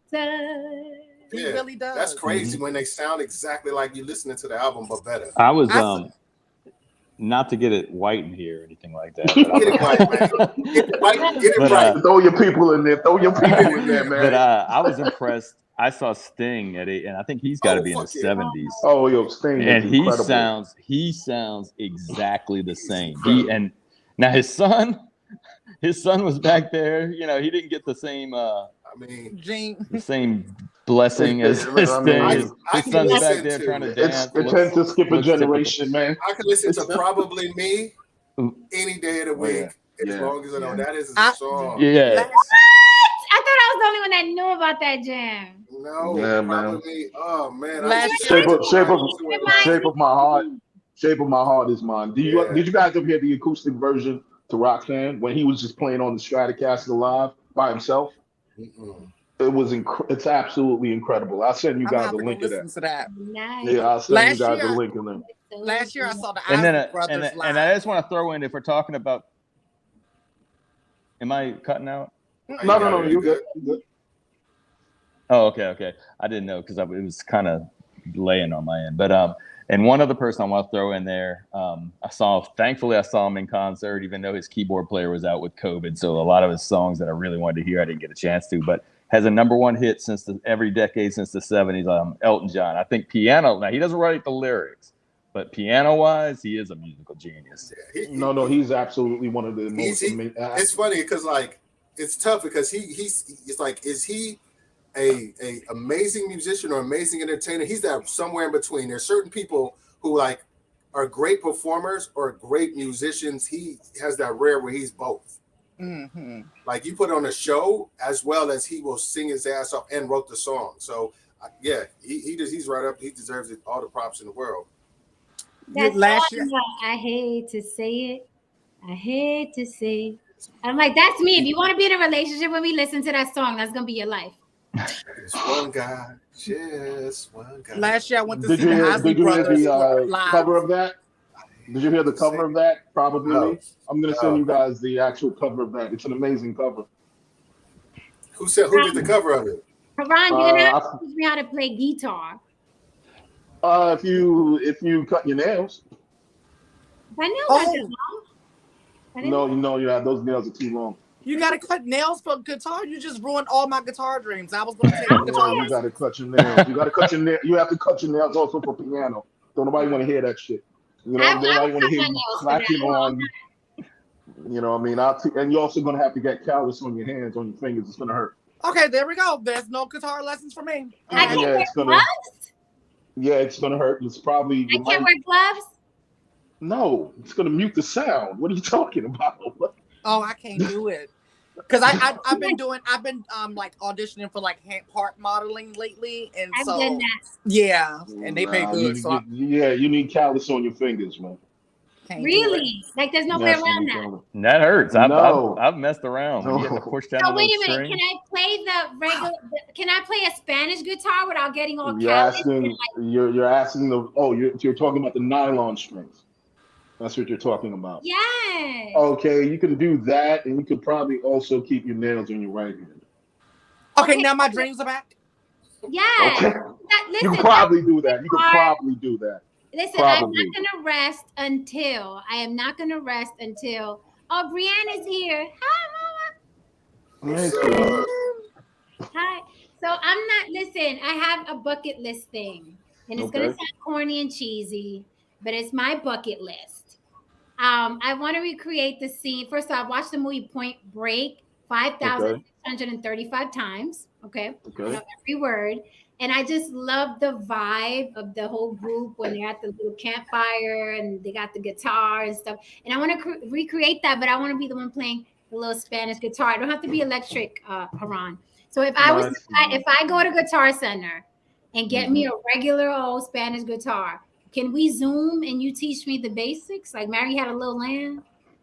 I don't have to be slack. I mean, no. I can teach you a 3-chord song. Okay. You'd have to learn. You'd have to buy a guitar and a metronome. You'd have to learn how to be in time. That's this thing? Yes. You have to learn how to be in time so you're not sloppy and all over the place. I have a guitar, but it's not a Spanish guitar. And then I have a viola. Oh, that's wonderful. You have a viola? That's amazing. So I'll go to a Guitar Center. I'll be like, I need this. You can get a digital one. You can get a digital one too. You can get a digital one. You can get an app for that. Guitar in the closet that I want. Yeah, there's an app for that also. An electric guitar from Kevin O'Leary. See, I want to learn acoustic really bad. Something about acoustic guitar, it just does it for me. It's better if you learn an acoustic guitar first. Yes. Before you learn an electric guitar. Is that the one I'm talking about? Yes, it's a yes and no. You know what I mean? A nylon string guitar is with a 6-string. The nylon. Wait 1 minute. Wait 1 second. The nylon string one, yes, it's an acoustic, but it's not an acoustic steel string. It's an acoustic nylon. 6-string. I want the 6-string. Bougie. It's still a 6-string. All right. It's just the strings are going to be softer on your fingers. That's all you want to know about, right? You know what I mean? It's gonna be softer on your fingers, and I'll teach you how to play. I mean, I deadlift and my hands are chopped. I'm like, I don't. No, your palms are chopped. Your fingertips would have to be calloused. Oh, and maybe sections of your actual palm if we get to something called bar chords and so on. No, I want the little 6-string on my back, like Bon Jovi said, the little campfire guitar. That's all I want. Okay, so I've gotten past the calluses, but I'm not going to be able to get past the nails. Okay, I know what to tell you. Oh no, that's for the electric guitar. The little pick is for the electric guitar. Yeah. Actually, it could be for the acoustic guitar. It can be for whatever. It could be however you want it. You can use a pick. You can use your fingers. You can use you can actually use your nails if you know what you're doing. You know what I mean? Okay, now I'm back in the if you know what you're doing on your actual picking hand. Like someone needs to teach me how to know what I'm doing. Yeah, if you kept your nails on your thumb, you could do a number of things. You could do something called finger picking, and you can position the guitar in a certain way where you have it like this, and you could just, you know what I mean, and so on and so forth with your right hand. So yeah, there's ways around it. Okay. Well, all right. I'm going to investigate. So I can just teach you guys a nice little simple, maybe 3-chord, 2-bar song, 2-chord song, and impress all your friends. Haran, I'm not talking shit. I'm dead serious. I'll go buy a guitar, but then don't tell me that you ain't got time to Zoom with me. Oh no, I'll sit there. You won't have to listen though. I'll listen. If I tell you to do something, you're gonna have to listen. You know what I mean? I'm joining that Zoom. Make it work. I'm joining that Zoom because I'm telling you that's do it. Go ahead and do it. I do love listening to Spanish guitar. That is just me I love too. the songs. Oh my god. Yeah. And somebody just mentioned one of my favorite songs. Fast Car by Tracy Chapman is one of my favorite sones. Spanish guitar also requires a great deal of discipline though, Jen. Why? The way what you kind? position it. Well, you're gonna have to really make sure that you're on point with your metronome. We're gonna practice real slow. to make sure that you're nice and clean. You don't, make all kinds of weird noises, and you do what you need to do, and eventually we'll speed it up, and then you'll get more fluid. Don't worry, I'll take care of it. How long would it take you to teach her the solo from Bryan Adams, "You Really Love a Woman"? Oh shit! I mean, I want to hear Jen play that. Honestly speaking, how long would it take me? A year? Would you say a year? To do what? To just be able to play, like, yo. It takes a year? You're talking about player just play one song. Yeah, it's play one song. And it shouldn't take you a year. I mean, you could be a natural, and I don't even know. There's some people who are natural at certain things, you know what I mean? There's certain people who you got to work a little bit more, you know what I mean? I'd have to sit down and say, okay, yeah, you know what I mean? All right, this will require this, but it requires practice. I mean, you can be a natural, but you still got to practice. Okay. You know what I mean? You're still going to have to practice, you know what I mean? You know, to a degree, and put in the work. Because I can't get a pet, so it's going to have to be music for me. Okay. You just got to put in the work, man. Just practice, man. Don't worry about it. Why me, Brienne look like we related right now? Am I drunk? I don't have makeup on. I wasn't going to cam up because I didn't say you look bad. I just seem like it could be my niece or something like that. You glowing, Brienne. We both got our heads shining. I mean, we got all sweat. That's sweat and oil. Don't be fools. I don't know why everybody's saying I'm glowing because it sounds good. It's called sweat, uncomfortableness. Girl, let us tears. Let us believe it. Let us believe it, because I'm like thinking pregnancy glow. I'm like, okay. Brienne, none of us are gonna cam up today, as you can see. But here we are. You're wearing a hood too. I was like, oh, that's different. I'm like, now I wasn't even gonna come out. I'm chilling today. I'm chilling. So let's get into this topic. There's a couple layers to it. You probably it's not no layers to it. It's just Stephen A. Smith being Stephen A. Smith. But here's what I think. Yes, and I'm playing the race card. Oh shit. This is what I saw, right? Stephen A. Smith was interviewing with Sherry Shepherd, talking about sports, what have you, the Super Bowl, blah, blah, blah. And Sherry Shepherd asked him about the Super Bowl and Rihanna performing. And Stephen A. Smith said, yeah, it's good. It's cool she's performing, but she ain't no Beyonce. She ain't no Beyonce. And the Church of Beyonce, okay, started, they threw everything over. They started pushing the benches, and everything went wild because you were not to speak on, Rihanna or Beyonce. Those names are stricken from the vocabulary. So Beyonce fans are going at Rihanna fans online, and they're like, yeah, that's right, Queen Bee. And then Rihanna's like, no, the Navy, because, Rihanna's fans are called the Navy. Beyonce's fans are called the Beehive. Okay.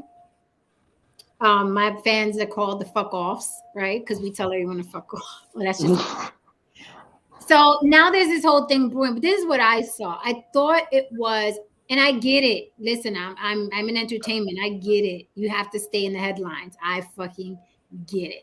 Okay. But remember, I told you guys before that what celebrities are going to start doing now is using cancel culture to their advantage. They're going to start using cancel culture as a marketing scheme. And I said, all they have to do now is piss off a lot of people and get in those headlines. Then they're just going to apologize. They're just going to apologize. So no sooner said than done. After he pit two Black women against each other who are both hugely successful, okay, in their own right. And it's really a matter of taste. It is really a matter of taste, because I don't think Beyonce is better than Rihanna. And I don't think Rihanna is better than Beyonce. I'm sorry. I don't see the glory when Beyonce hits this. I'm not like, oh my, I've never seen anything like this in the world. She's a great entertainer. I never saw her as an artist. I know some people may not like me saying that, but I think they're entertainers and they're artists. Babyface is an artist. Usher is an entertainer. Okay. That's all I'm saying. Right. Beyonce is an entertainer. Right. So they're entertainers and they're artists. I just never saw her as an artist. I'm biased. I think artists have to have gone through some real shit to really tap into that, to be honest. And Beyonce lived a very, very sheltered life, right? They whisked her from pageants to then the studio. That she hasn't really experienced life, right? The way most artists do that are tortured, right? So she's an entertainer, great. And not that I even wanted her to have gone through anything. I'm just saying usually entertainers are sheltered people that learn instruments, that learn vocals, they get a great marketing team. That's how I see Beyonce. Hence, when she sings or she acts, I feel nothing. Now, am I entertained? Am I entertained? Am I going to listen to all my single ladies? You know what I mean? When I'm in the gym, you know what I mean? Fuck yeah. But I've never felt anything from her. That's what I mean. I've never felt Jennifer Lopez, same thing. I've never felt anything. That let me be clear. Okay. And I think artists that are tortured, have gone through shit, they use that, right? That what they go through, they wear on their sleeves, and that's actually their tools that they use. So Beyonce, to me, entertainer. I always lean towards Rihanna because she was just more, in my opinion, a real person to me. Just my opinion, just a real person. Beyonce's never addressed her beehive. She don't give a rat's damn. She's always taken the high road, which is great for an entertainer. She doesn't address them. She doesn't. I haven't heard her thank them. She's completely out of it. She's like, beehive, if you guys want to attack people and kill them out there, I didn't say anything. I didn't tell you to do it. And that's another thing I don't like about her, that her fan base is very, very vitriolic.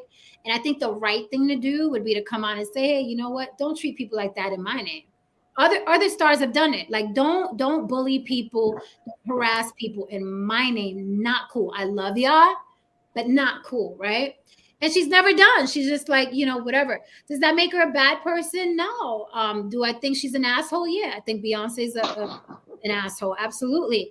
I also know that the assholes in this business win. I also know that. You know what I mean? So I'm not taking anything from her, but I'm just a bigger Rihanna fan, long story short. With that said, I think it's pitiful that Stephen A. Smith, he's famous for sports, that he would stand on a stage and pit two Black women who are successful in their own right against each other for whatever marketing plan he had on that day. Whatever marketing plan he had on that day, to me he could have used basketball players if he wanted to, do that. He could have used football players, but don't use two Black women who go through more than enough already in the press, and you pit them against each other and you start this shit storm, right? And then you just apologize the next day. Hey, I'm sorry. I didn't know. No, you knew what was going to happen. And I thought it was fucked up, but I'll pass the mic to Damien, seeing as he's the first one that wants to talk. Does he, because he is a public filter, does he lose his ability to express his opinion?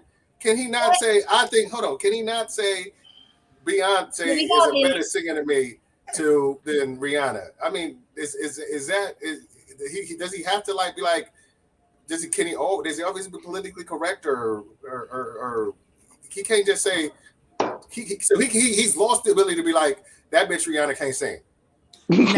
No, it's not that. It's what he did is late, tired, old, delayed, and through. It's fail proof, and I remember like when YouTube started becoming big and videos went on YouTube and the comment section opened up.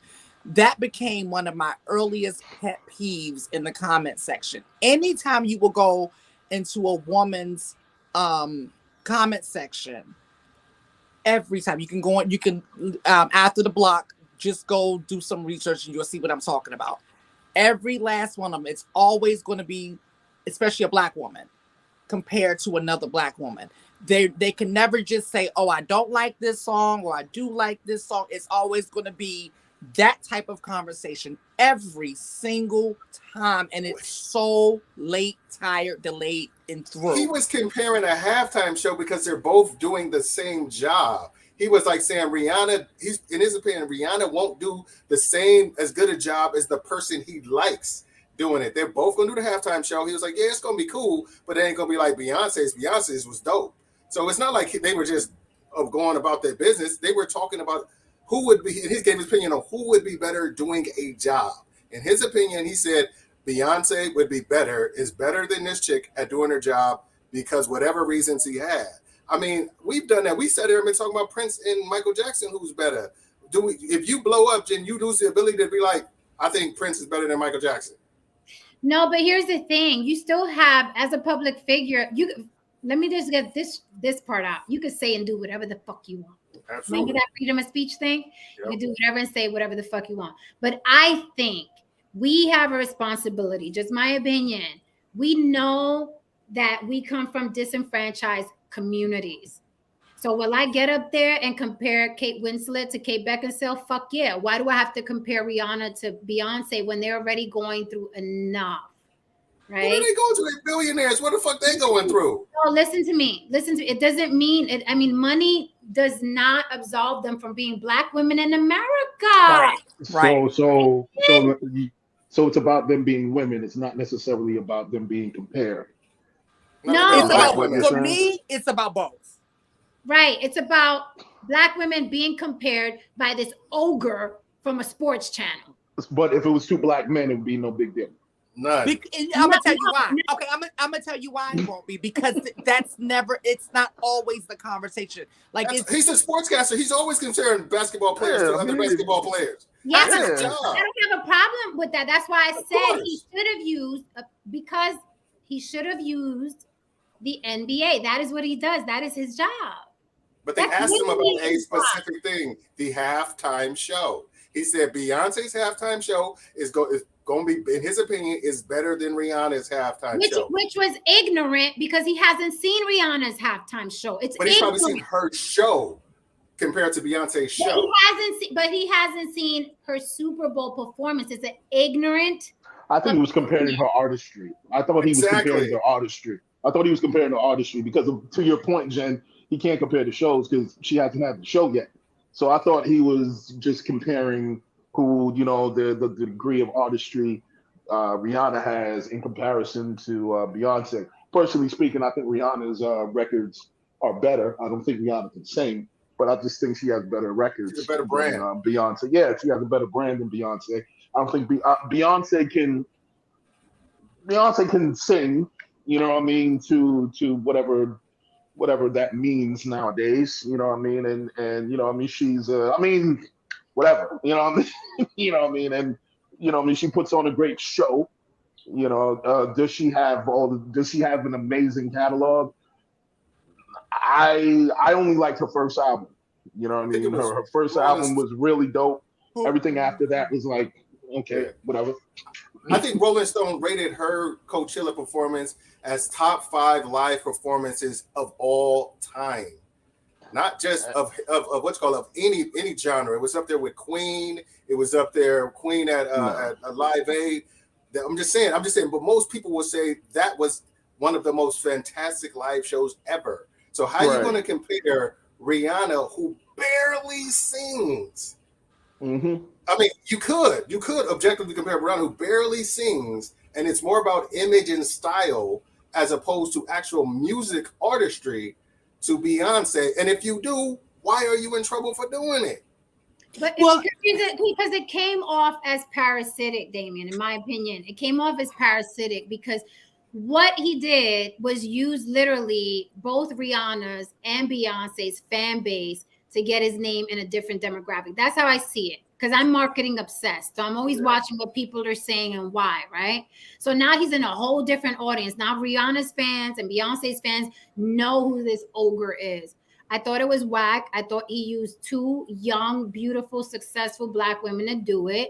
And I think he's a punk for it. You can have an opinion. You can have an opinion. Damn. And he was so smug about it. He was like, she's Beyonce though. Why would you do that?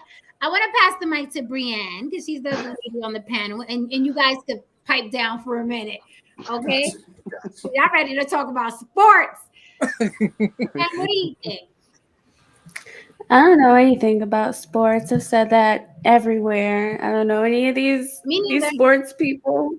We don't either. Oh, okay. So lost. what he did. But like I said, a public figure, from what I'm understanding, is saying something about 2 other very more popular public figures. It really doesn't matter what he would have said. If he said anything about, even like I said, another group of celebrities that are highly loved and favored, he was going to get some backlash. And if he had a camera, I'm guessing he had a camera in front of him. Like you know it's coming. Like you don't have a camera in your face and not know that if that gets uploaded, something's going to happen. So even on my lives, I'm like, I'm going to say what I feel, but someone's going to have backlash. It's going to be a person in the comment, but also don't have millions and billions of people, behind me. I might have 5, but the fact that these people have millions of people that would vouch for them or have their side is just a lot more. It's a bigger battle, I think, because now these people can affect your livelihood, your opportunities. So that's something I guess this person should have thought about beforehand. And again, I think they're both, great, like you said, musicians, artists, entertainers.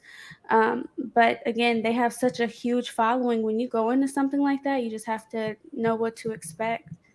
Because anything I say on my lives or anything I say on these panels can be quote unquote used in the future if people go back, but I'm just gonna trust me, be I myself. Yeah. Yeah, especially about marriage and the way I think about that. Yeah, it's gonna come back up. It always does. I said a lot worse than marriage, so I understand. I mean, they're still reacting to videos I did a year ago, 2 years ago now. Yeah.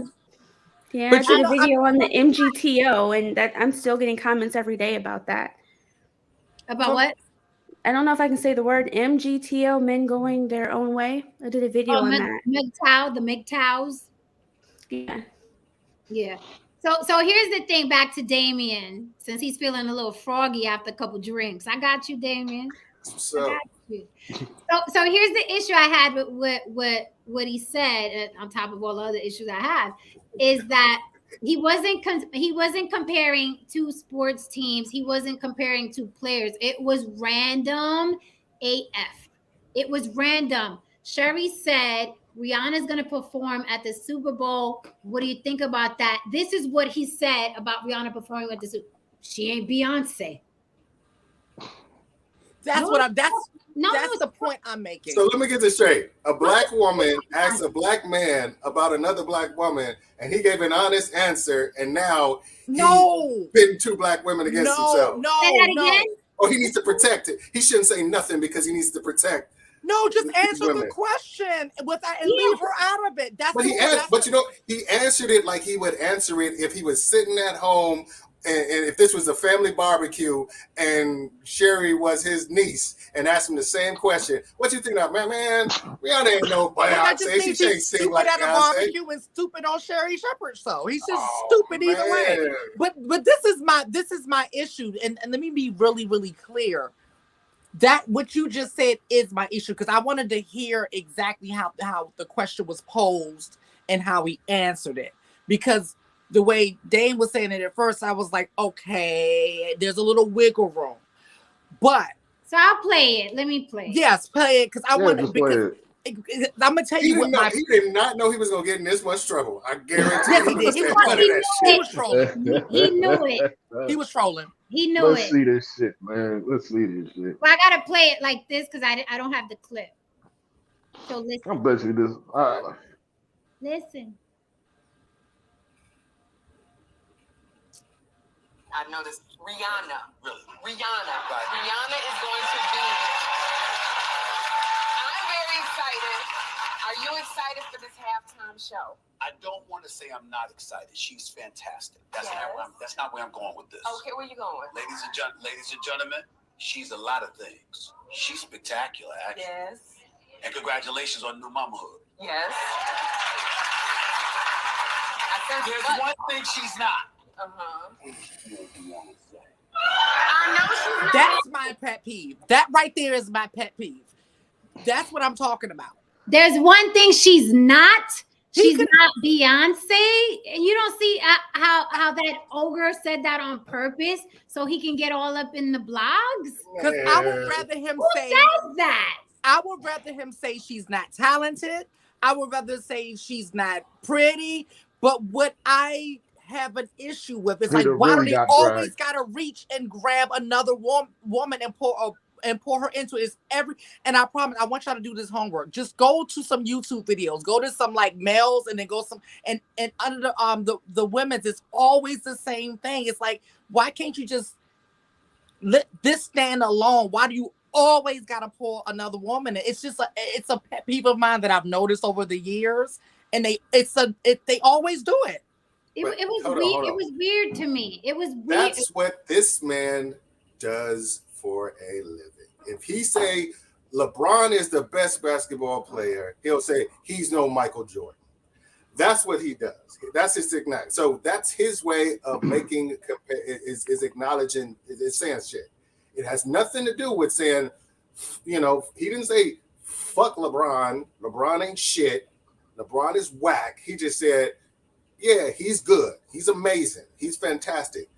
But he's no Michael Jordan. If he says that, that's exactly how he says it, but he's not saying it to be like, to pit Michael Jordan and LeBron. He's not even to start that argument. He just said, in my opinion, Beyonce is going to did a better show. Did a better show. Nothing compares to Beyonce's show. So whether it's Rihanna, whether it's if she would have said, if it would have been Taylor Swift, and he was like, Taylor Swift's doing the thing, and he was like, yeah, Taylor Swift's amazing. She's a good songwriter, great songs, but she ain't no Beyonce. I bet he wouldn't have said it though. I bet he wouldn't have said it though. Right. I bet he wouldn't. I'm telling you, y'all probably don't notice this, but this is something I've been noticing over the years, and it just gets under my skin. Man. Shout out to Tate I think that's a stretch, y'all. Tate Fran says Jaguar Wright is better than both of them. You're absolutely right, sir. Too bad Jaguar never took her medication. But anyway, let's keep going with that one. I don't know, man. I feel like I think he was just making an honest observation that he would make in any venue, and people are taking it out of context, like he's intentionally trying to pit two people against each other who have a huge following. That's why he did it. So, but inevitably, there's going to be a lot of blowback on him where they're going to come for his ass. Why would he want all that smoke? Because I told you that is the new marketing plan that celebrities are doing. Incense cancel culture, get in all the blogs, get your name out there, and then in 24 hours, apologize so you can move on like nothing happened. I told you this is the new marketing plan for celebrities. I'm more pragmatic. What's more probable? He was probably just making a comment and it got taken out of context. I'm pragmatic. I'm pragmatic. I mean, you know what I'm saying. You're pragmatic, but you're not a celebrity that has to stay in the papers. Exactly. So I only can think in practical terms. Yeah, that's probably why. Because that's what it is. That's what it is, Jen. Because you never had to think that way because of. Yeah, I never had to scheme to keep my name anywhere. Pretty much, yeah. Anything. I call it how I see it, and that's how I'll be. And if I get famous, maybe I'll change it. Maybe I'll have to change it. Well, I'll just not. So let's just play another scenario. If it was Chris Brown doing the halftime show, and he said Chris Brown is amazing, blah blah blah, so on and so forth. He ain't no Usher. Y'all good with that? No, I still don't like them pulling other people into it. I don't like it either. I don't like it. But what I'm saying is that I notice it a lot. Chris Brown ain't no Usher, by the way. He ain't no Usher. Chris Brown's way better. Chris Brown's way better. What? Yeah, I love me some Chris. You know, Chris Brown does no wrong. Chris Brown is way more talented than he doesn't have a classic album. Name a classic Chris Brown album. I don't give a damn about a classic. All his albums are good to me, but he can't sing. I'm too old to know what his album names are, but I know his songs. He also can't sing better than Usher. He can dance better than him. I'll say this: the same thing I said before about Usher. The problem with people in our age bracket is that when they were perfecting their fuck game, Usher was on the fucking scene. So we're very nostalgic about it's 7 o'clock on the dot. I'm in my drop top. Chris ain't touch us like that. Chris could never touch us like that. So whenever they do the Usher Chris Brown comparison, us older people are like, no, Usher, man. I'm gonna tell you something. I'll talk about you later. Watch when Chris Brown, and this is coming from a 44-year-old man. When Chris Brown was dancing in Manila and they were playing March Madness by Future, and he does that front flip and hits right on the beat. I said, this man is a fucking legend. He's a star. If he would have punched Rihanna in the face, he'd be bigger than Michael Jackson. Right? No, true. If you watch that video. Say March Madness. He's an amazing dancer. When he did that flip on the beat, I was like, this motherfucker's from another planet. He's a painter. He's a painter. He's an actor. In my opinion, he's just way more talented. He is. Chris Brown ain't painted. What Chris Brown painted? I love me some Chris what Brown. Chris Brown no painted? in my eyes. I'm sorry. What Chris? What he painted? Don't show me no shit. Don't show me no shit with like he threw some paint against a wall. He spray painted his whole wall. Rubbed his shoulder on it and called it a Picasso. Don't show me no shit like that. He spray painted his whole wall in his house. We're schooling you today. Go look at his art. He's an artist. Okay, I will go and look at it. Well, hold on, Jen. I do have some pushback for you from earlier. Uh-oh. I'm about to start some shit. Oh. You ready? Yeah. Because this is a hot topic. I disagree with you on R. Kelly being an artist, and I'm gonna tell you why. R. Kelly being a what? An artist. A genius. A genius. That's it. A genius. You think he's a genius? I'm gonna tell you why. I'm gonna tell you why. I'm listening. Most geniuses dominate a lane. Once they leave that lane, it gets a little bit iffy and tricky. So watching R. Kelly try to put two words together is so painful. It is painful. I've seen. But the way he composes different types of songs in different genres, like the fact that you can write and produce for Celine Dion and just anybody, just everybody and anybody in the different types of sounds, and even just the wordplay from a man that can't read or write or even speak is amazing to me. Like it's an anomaly to me because it's like two different people. It's like he couldn't have wrote that. Well, he can't write, but he couldn't have made that. How? Like I don't understand how someone with such lack of intelligence could make such a vast array of great music. To me, because in my opinion, it came from he's been through a lot in his life. Shot at a young age, molested, dyslexic. So he has struggle that he came from. And another mark of genius is you can see his influence in modern day music. Right. The Trey Songz, the Jay Holidays, all of them take inspiration from R. Kelly. There's people come out who sound exactly like R. Kelly did. That's out now. You're like, is that R. Kelly song? You're like, no, that's blah blah blah. He is still influencing modern day artists, and that is the mark of genius. Jen, I'll tell you a story that I didn't tell you before. I was a big R. Kelly fan when I was young, as many of us were pre-scandal. You know what I mean? I was big. You know what I mean? I was pre. You said pre-beat tape. Anyway, the P tape. Yeah. Anyway, yes. You know, and I was big on him, and my people at the time when I was coming up, you know, they were able to get me a situation where I was probably going to work with him. I was, you know, and I was excited, so on and so forth, or whatever. And before it happened, you know what I mean, I got a call back and it was like, yeah, we're gonna have to cancel it. You know what I mean? Some things happened, some things fell through. And I'm like, really? I'm like, what? Like, and I was like, what the fuck is going on? You know what I mean? I was kind of pissed. A week later, the scandal dropped. The week after that, he was in handcuffs and the whole situation. And I was sitting there like, and I was saying to myself, I'm kind of happy that happened because I don't know what I would have been around. I don't know what I would have seen. Right. And you know what I mean? And if I had seen that, I'd have been like, yo, man, I'm getting this ain't my speed. You know what I mean? So this is why, okay, now let me rebut.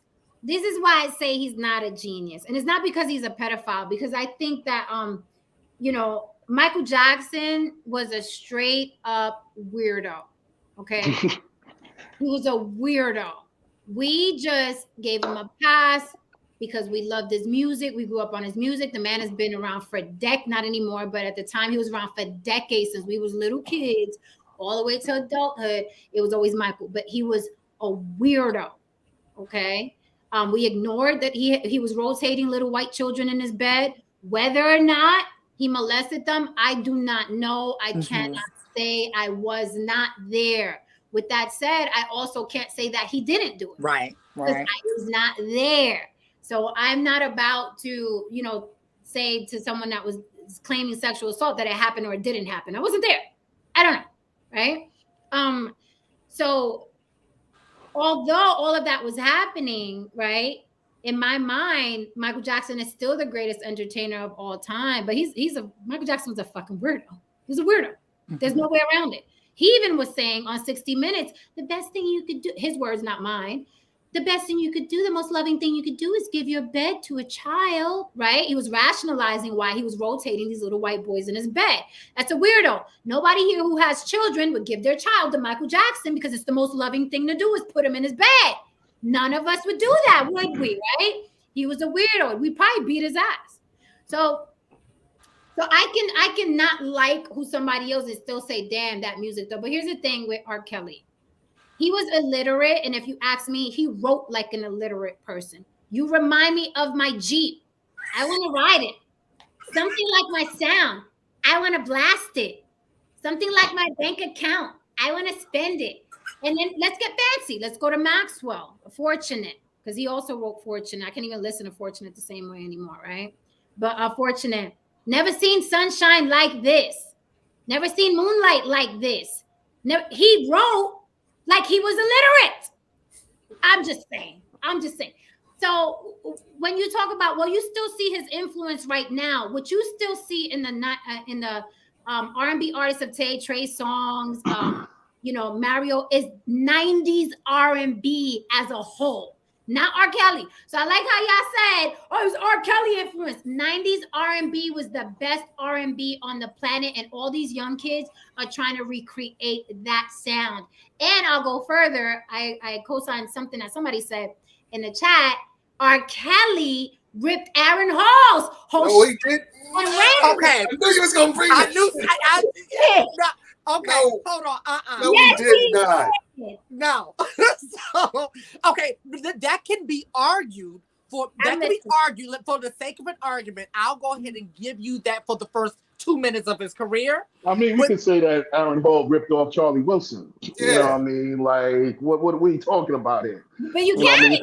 But you could also say that Michael Jackson ripped off James Brown. Right. You can. Right. You know what I mean? But that's how this works. You rip somebody off and you turn it into your own shit. Exactly. Right. Exactly. He took it someplace else. And that is genius. That is genius. That is genius. Like for a second, I'm gonna use technology for a minute. Steve Jobs took a Palm Pilot. Steve Jobs took a Palm Pilot and created the iPhone. He created something entirely that nobody saw. Exactly. He saw something in the Palm Pilot nobody saw. Yeah. And created something that literally changed how we communicate with each other. That's genius. Exactly. You know what I mean? It's not necessarily reinventing the wheel. It's seeing a wheel and basically making rims. Exactly, and making rims. You know what I mean? Or taking the wheel and attaching it to something. Exactly. Something somebody else didn't see. You know what I mean? That is genius. And yes, R. Kelly did take something at that time, R&B music, and saw something. And he did take it to a level that nobody did take it at that time. And I want to ask you a question. Can anybody name any great musician, like great, I mean like legendary, that wasn't a weirdo? Right. Lionel Richie, boom. Babyface, boom. Hold on. Whoa. Babyface is kind of sweet. Like, yeah, he kind of. Damien said weirdo, not sweet. Yeah, but it's kind of weirdish a little bit. You know what I mean? Like, I thought he was. He is a little weird. I thought Babyface was a little weird, man. Yeah. Oh my God, this is crazy. The fact that you think that a man eccentric people. Wait a minute, no sir. The fact that you can see a man who's never had a scandal, who's never got caught with a toe in his mouth, who's always been married to beautiful women, who's not loud, who's not boisterous, who hasn't argued with anybody, who hasn't been in any crazy lawsuits, and you can call him weird. But I'm not saying No, in he's a the bit I'm talking about eccentric. artists weird. No, he's a little eccentric. He's a little eccentric. I'm gonna say. Oh, hold on. You're gonna have to explain to me. I'm gonna qualify it. Let me qualify it. Explain eccentric to me, please. Let me qualify it for you. Name somebody who has worldwide appeal that's not weird. I'm sorry to say, Babyface is only a legend in the black community. Lionel Richie is only a legend basically in the black community. Nobody is making. Hold on a second. Hold on. Let me finish. They will never make a Lionel Richie biopic. Please get in here. No, Lionel Richie. They will never make a Lionel Richie biopic. There will never be a movie about Lionel Richie life. No, but he's not just a black community singer because know he's definitely not. Yeah, he's definitely not. Yeah, he's crossover. But hold on. Yeah, he's definitely crossover. Kenny Rogers, the Bee I Gees. mean, love songs. Has anybody went as Lionel Richie for Halloween? The comedy. he got it. That's not a metric. That's not a metric. That's not a metric. You haven't been to it. You haven't. That's not a metric. You haven't seen if somebody dressed up like him on Halloween. That's how you know you're a fucking icon. Hey, you haven't lived until you see a bunch of white kids at a skating rink dancing to Brick House. I mean, come on, man. That was the Commodore. I know he wrote it. That was the Commodore. The Commodores, yes. He wrote it. He didn't even sing it. I can't run with you on Lionel Richie. He wasn't the singer. Lionel Richie concert. Look in the audience of a Lionel Richie concert. Majority, no saints. Yeah. The majority, not the minority. I will continue to Lionel Richie, the regular guy. Listen, the only reason Lionel Richie wasn't bigger, I mean, he's pretty big, but he had to ride on the coattails of Thriller and all those albums that Michael Jackson. He was in the back. He was, but not far behind though. But not far behind. But not far behind. He was up against. I mean, Michael was just a behemoth though. Like, I'm saying, Michael was just a force of nature at the time. Chat so who right was now, up against Mike? Anybody watching? If you had a Lionel Richie poster on your wall, somebody just checked in from Philippines. Somebody just checked in from down to the Philippines. I mean, how many Lionel Richie picture posters on the walls did they sell? Well, I don't know, but they down there listening to him in the Philippines. 8, maybe. So we're gonna completely ignore. No, the man was a genius. We're gonna act like the Commodores didn't exist. That's what Commodores were fucking amazing. Is that what we doing? Absolutely. Commodores was fucking amazing. Absolutely. But I'm sorry. 60-year-old guys know who the fucking Commodores are. Who was in the Commodores? Like I said, 60-year-old white guys, you walk outside and just grab any 60-year-old white guy and be like, can you name a Commodore song? Who was lead singer? Who was lead? Well. They will know. The 60-year-old will know. Right, they will know. That's in the wheelhouse of the 60-year-old. No, I'm saying, okay, this is the first white guy you see that ain't no saint. No. Name me one Commodore song. It'd be like, Commodore. Be like, name one Michael Jackson. You know what? I'm going to put them on camera tomorrow. I'm going outside tomorrow and I'm interviewing every 60-year-old white person I see and asking them. They would probably know more yes. than the first black man you see. Right. The Commodores, Lionel Richie, are you crazy? I'm not talking about what I'm talking about. I'm talking about when you know you're an icon, when you transcend one specific group. If Filipino people Lionel Richie. Oh my God! Yeah, Lionel Richie. There's people in the Philippines who got plastic surgery to look like Michael Jackson. Ain't nobody got no plastic surgery to look like Lionel Richie. You're going back to cosplay again. Like, see, Is there a Lionel Richie show in Vegas? Hey, find me a Lionel Richie show in Vegas right now. He's been here, yes. He has. No. I'm talking about an impersonator. Yes, they have a Commodore's tribute band. Yes. Okay. Yes. Yeah, they playing at like a 200-seat arena. I'm gonna need you to sit down in the lounge at the Riviera Lounge. That's an unfair comparison. That's an unfair comparison. Milk. Okay. Yeah, that's an unfair comparison. Comparing you to Michael several Jackson. seats on that one, Dan. That's an unfair comparison. I think he's great. I think he's amazing. He's wrote some amazing songs. Lady, he's incredible songs. He wrote songs. I'm saying it. Oh my God! Stop. Hello. I mean, listen. I mean, songs that still get played. I was about to say I might get. Michael Jackson has a huge catalog. Man, this is gonna sound bad, but I really think Lionel Richie's songs are better songs. Man, you need to go somewhere with that. No, not Matt. Say that again. Whoa. Say that again. No, say I believe Lionel Richie songs are better songs than Michael Jackson. Thank you. Michael Jackson may have more appeal to because it's popish, right? I mean, it's a lot of it's faster and dance. Lionel Richie's catalog, like he's one of the highest paid entertainers. You know that, right? Lionel Richie is one of the highest paid entertainers. Don't He's one of the highest paid entertainers because of his catalog. Oh. Yeah, I remember reading that a few years ago about how much like they would. I didn't realize that he. I've never seen anybody dress up like Lionel Richie. We're not going back to Hollywood. 16-year-olds and toddlers dress up like Michael Jackson. How you gonna dress up like Lionel Richie? You gonna put a big ass motherfucker on mustache on? Exactly. And let's be honest. Let's be honest. There's different versions of Michael Jackson, so you have more people able to, It's a lot more fun to dress up like Michael Jackson. I'm about to hurt his feelings. Watch this right quick, because he's blaspheming on today. I don't know why he's using violence against Lionel Richie, but I'm gonna fix him good. That's why it's fun to dress up like Little Kim and Michael Jackson, because you can have a lot to pick from. All I know is that I'm about to y'all trying to say that Lionel Richie is on Michael Jackson's level. No. No one said that. The last one that did it, that was Kerry Washington, Lionel Richie. Boom! You found the one. Boom. Okay, you found one. Okay, the one. Okay. Google who dressed up like Michael Jackson. Your phone gonna fucking explode. Okay, your phone will explode. That's another one. They do Lionel Richie costume. Look at this. The babies are doing Lionel Richie. See? Okay. Have several seats. Okay.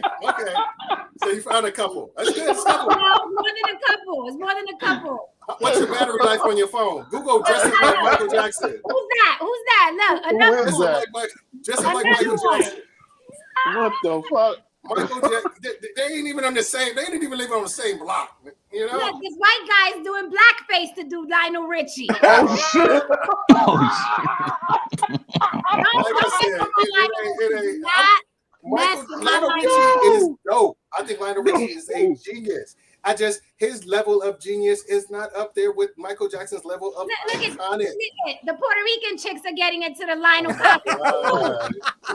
Lionel. And Lionel. Like I said, but you ask any of those kids, be like, name three Lionel Richie songs. They'll be like, Give it up, Dame. Give it up, Dame. No one's comparing. That's an unfair. That's an unfair Listen, comparison. More babies were made to Lionel Richie songs than the Michael Jackson. Get the fuck out of here. Get the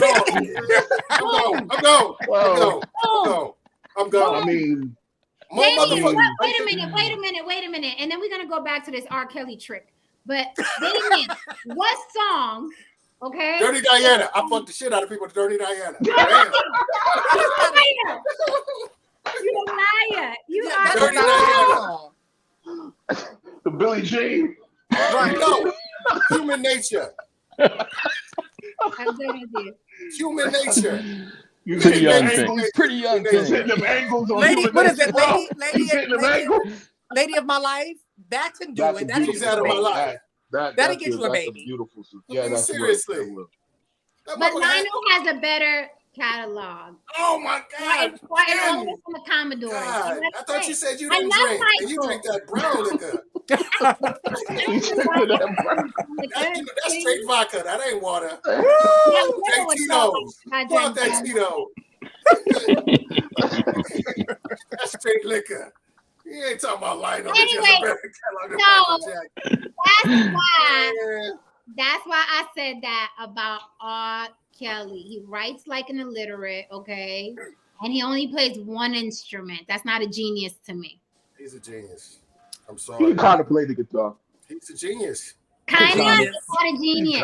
I'm going for genius. I'm trying to play the guitar. Jen, I'm gonna find you some better lyrics tomorrow for R. Kelly because I can't think of some better lyrics. I will listen. I'm open. But I Believe I Can Fly. Shit, that was a well-written song, a very well-written song. Did he write it? He wrote that? Yes, he did. Yeah, he writes everything he sings. He writes everything. Yeah, but he wrote that. I mean, come on. R. Kelly is a musical He genius. wrote You Are Not for Alone. Celine Dion. He wrote for Celine Dion. Yeah, he wrote Michael for Jackson. Michael Jackson. He wrote those songs. Yeah. Whitney Houston. Yeah, he wrote for Whitney Houston. Exactly. Yeah. I mean, Mariah, name one person that Lionel wrote for inside of Kenny Rogers. I don't know. Don't do it. Don't try it. I'm just joking. Leave Lionel alone, man. You know, I've been drinking. You know how it goes.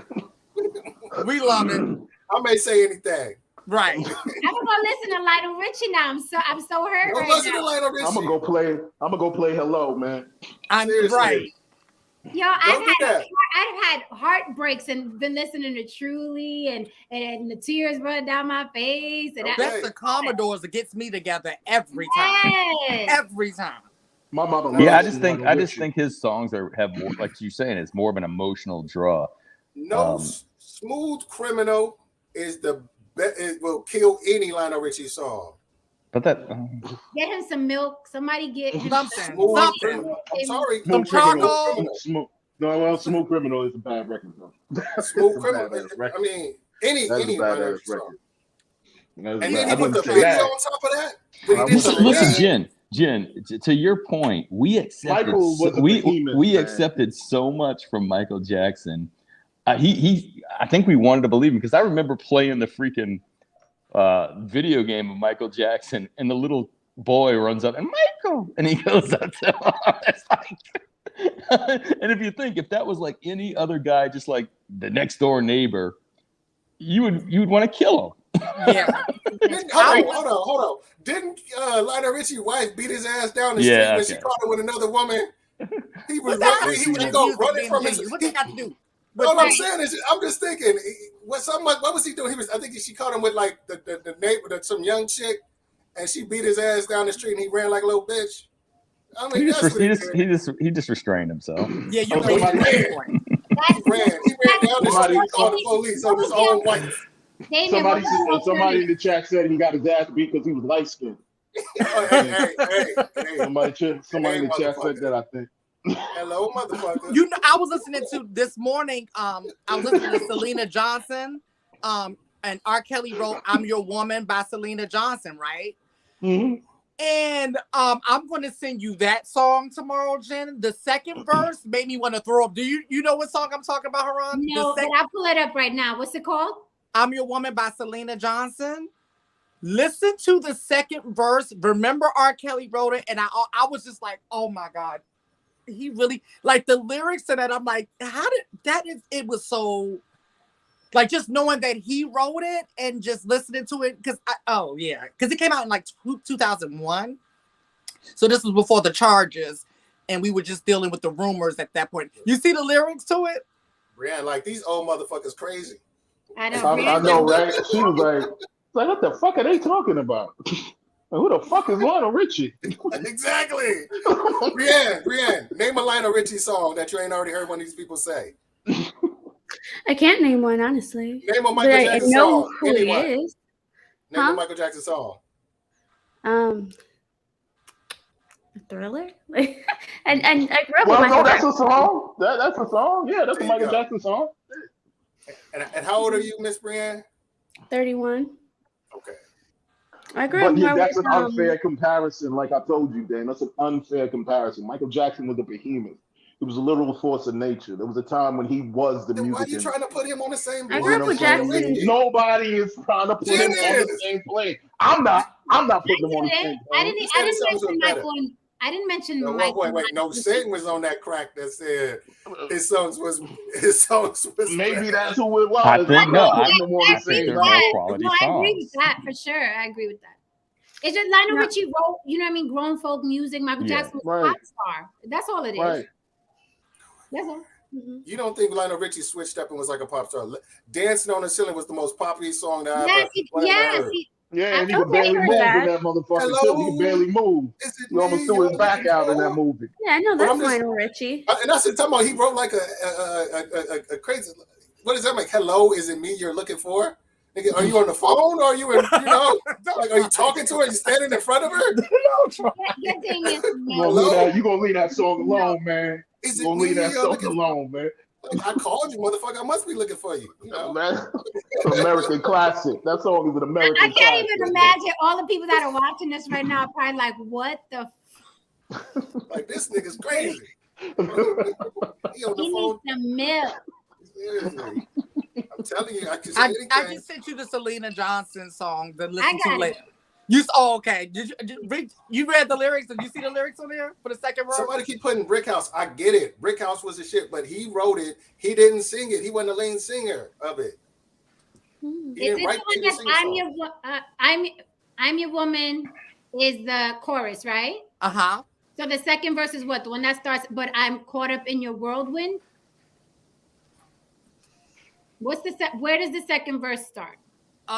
It's gonna so the chorus after the first chorus. I see the first verse, but the way they wrote it here, I can't tell where the second verse starts. Is it I don't love you enough to hate you?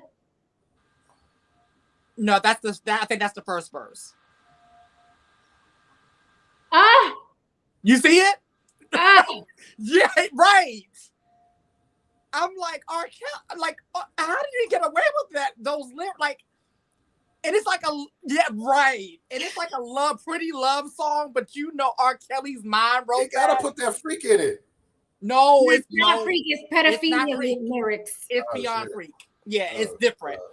Yeah, but mind you, it came out before everything came out, and so it's my song. So I'm all. But you know what? BBD did that too, didn't they? Say underage, backstage underage. Even Kumo D said 8 to 80, blind, crippled, or crazy.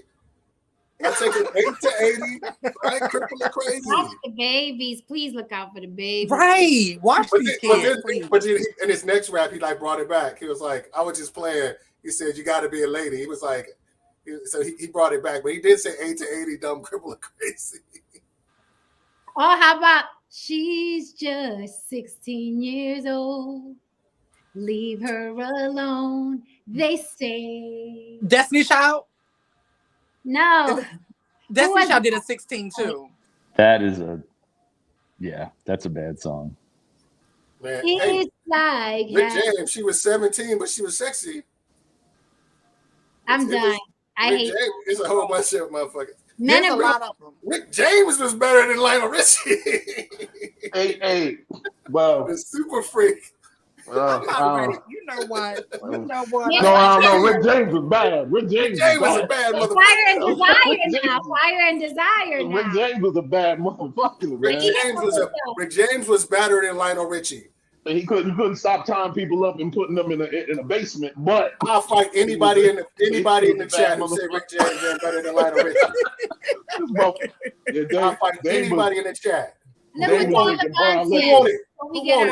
Before we get drinking brown liquor, y'all. That's that brown Dame was on, man. Even see Don Levon. Look what Don Levon said before we get our crazy asses out of here. He says, "Endless Love, Lionel Richie and Diana Ross, one of the greatest love songs ever wrote." I agree. I agree. No fight. No fight here. He said, "Endless Love was I." Go to bed, Damien. He said it was I. He said it was just I. Find somebody else. Is Fight Club on, Brianna? I'm gonna jump on somebody. I feel like fighting motherfuckers tonight. I mean, I'm not near my wife, so I can't do the other thing I want to do when I'm drunk. But I feel like fighting a motherfucker tonight. Is Fight Club on tonight? I'm gonna jump on something, talk something. Yeah, Fight Club. I'm gonna jump on something. Oh my goodness, Damien. Seriously. Okay, we got the Jimbo and Jackie channel in the building. How are you, darling? Hey. Good to see you. Good to see Hey, ladies, how you doing? It's a husband and wife couple. Oh, the husband and wife. My bad.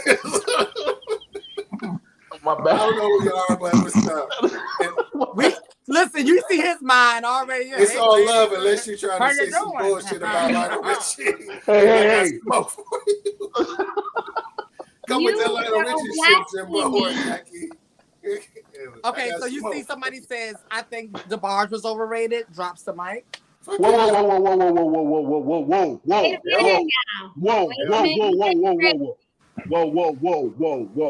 They trying to fight in the chat. They talking about L? Whoa. Okay, look, listen. Y'all can play around, but don't come for no motherfucking the DeBarge family. I understand they was a gang of junkies and drug addicts, and that family is cursed. But they lot some going bad on. motherfuckers. No, only one who The DeBarge motherfuckers was some bad L motherfuckers. and slightly Chico, but that's it. Ain't nobody Nah, else did shit. man, that family was bad. L held that whole family up, and then Chico Yes, he did. Yes, he did. But that doesn't mean that the rest of the family it wasn't talented. James DeBarge, name a James DeBarge song. You know what I mean? Like, you know, Mike was the baddest in the Jacksons, and then there was everybody else. Right. You know what I mean? Haran, the Jimbo and Jackie channel say he lets me call him lady. Oh, that's a completely different conversation. I'm not getting in the middle of that. You like it, I love it. Hold on. You said I think I can defend this Bring on the Smoke. That is so funny. Bring it. He is trying to fight today with DeBarge. Seriously, No, DeBarge. I mean he already stopped with the whole. I mean Stephen A. Smith. We got all the way over here, but no, Stephen A. Smith shouldn't have said that. He should have shut his trap. He shouldn't say a lot of shit he said because he's stupid about him. Yeah. I mean, I don't really generally pay attention to him. I mean, he don't know what the fuck he's talking about half the time. But you know, what I mean, he Has he got been his playing little brain. sports? No. Man, is that Jimbo or Jackie that said Barry White for life? You being funny? Oh my Whoa. God! Up on Barry White. Don't. Yeah, we're gonna have to go now. We're gonna have to go now, man. They need to go. You need to go. Right? What was the shit? I'm just saying. I'm just saying. Are you saying Barry White was better than who I'm talking about? No, ain't nobody saying nobody better than nobody, man. That's what yeah, man. Everybody just saying that Barry White just need some props, man. They don't compare nobody. I'm on that. I'm at that. You can't say excuse me. Mine stay right now. You can't seriously. Stay in your room, then. Stay in your room.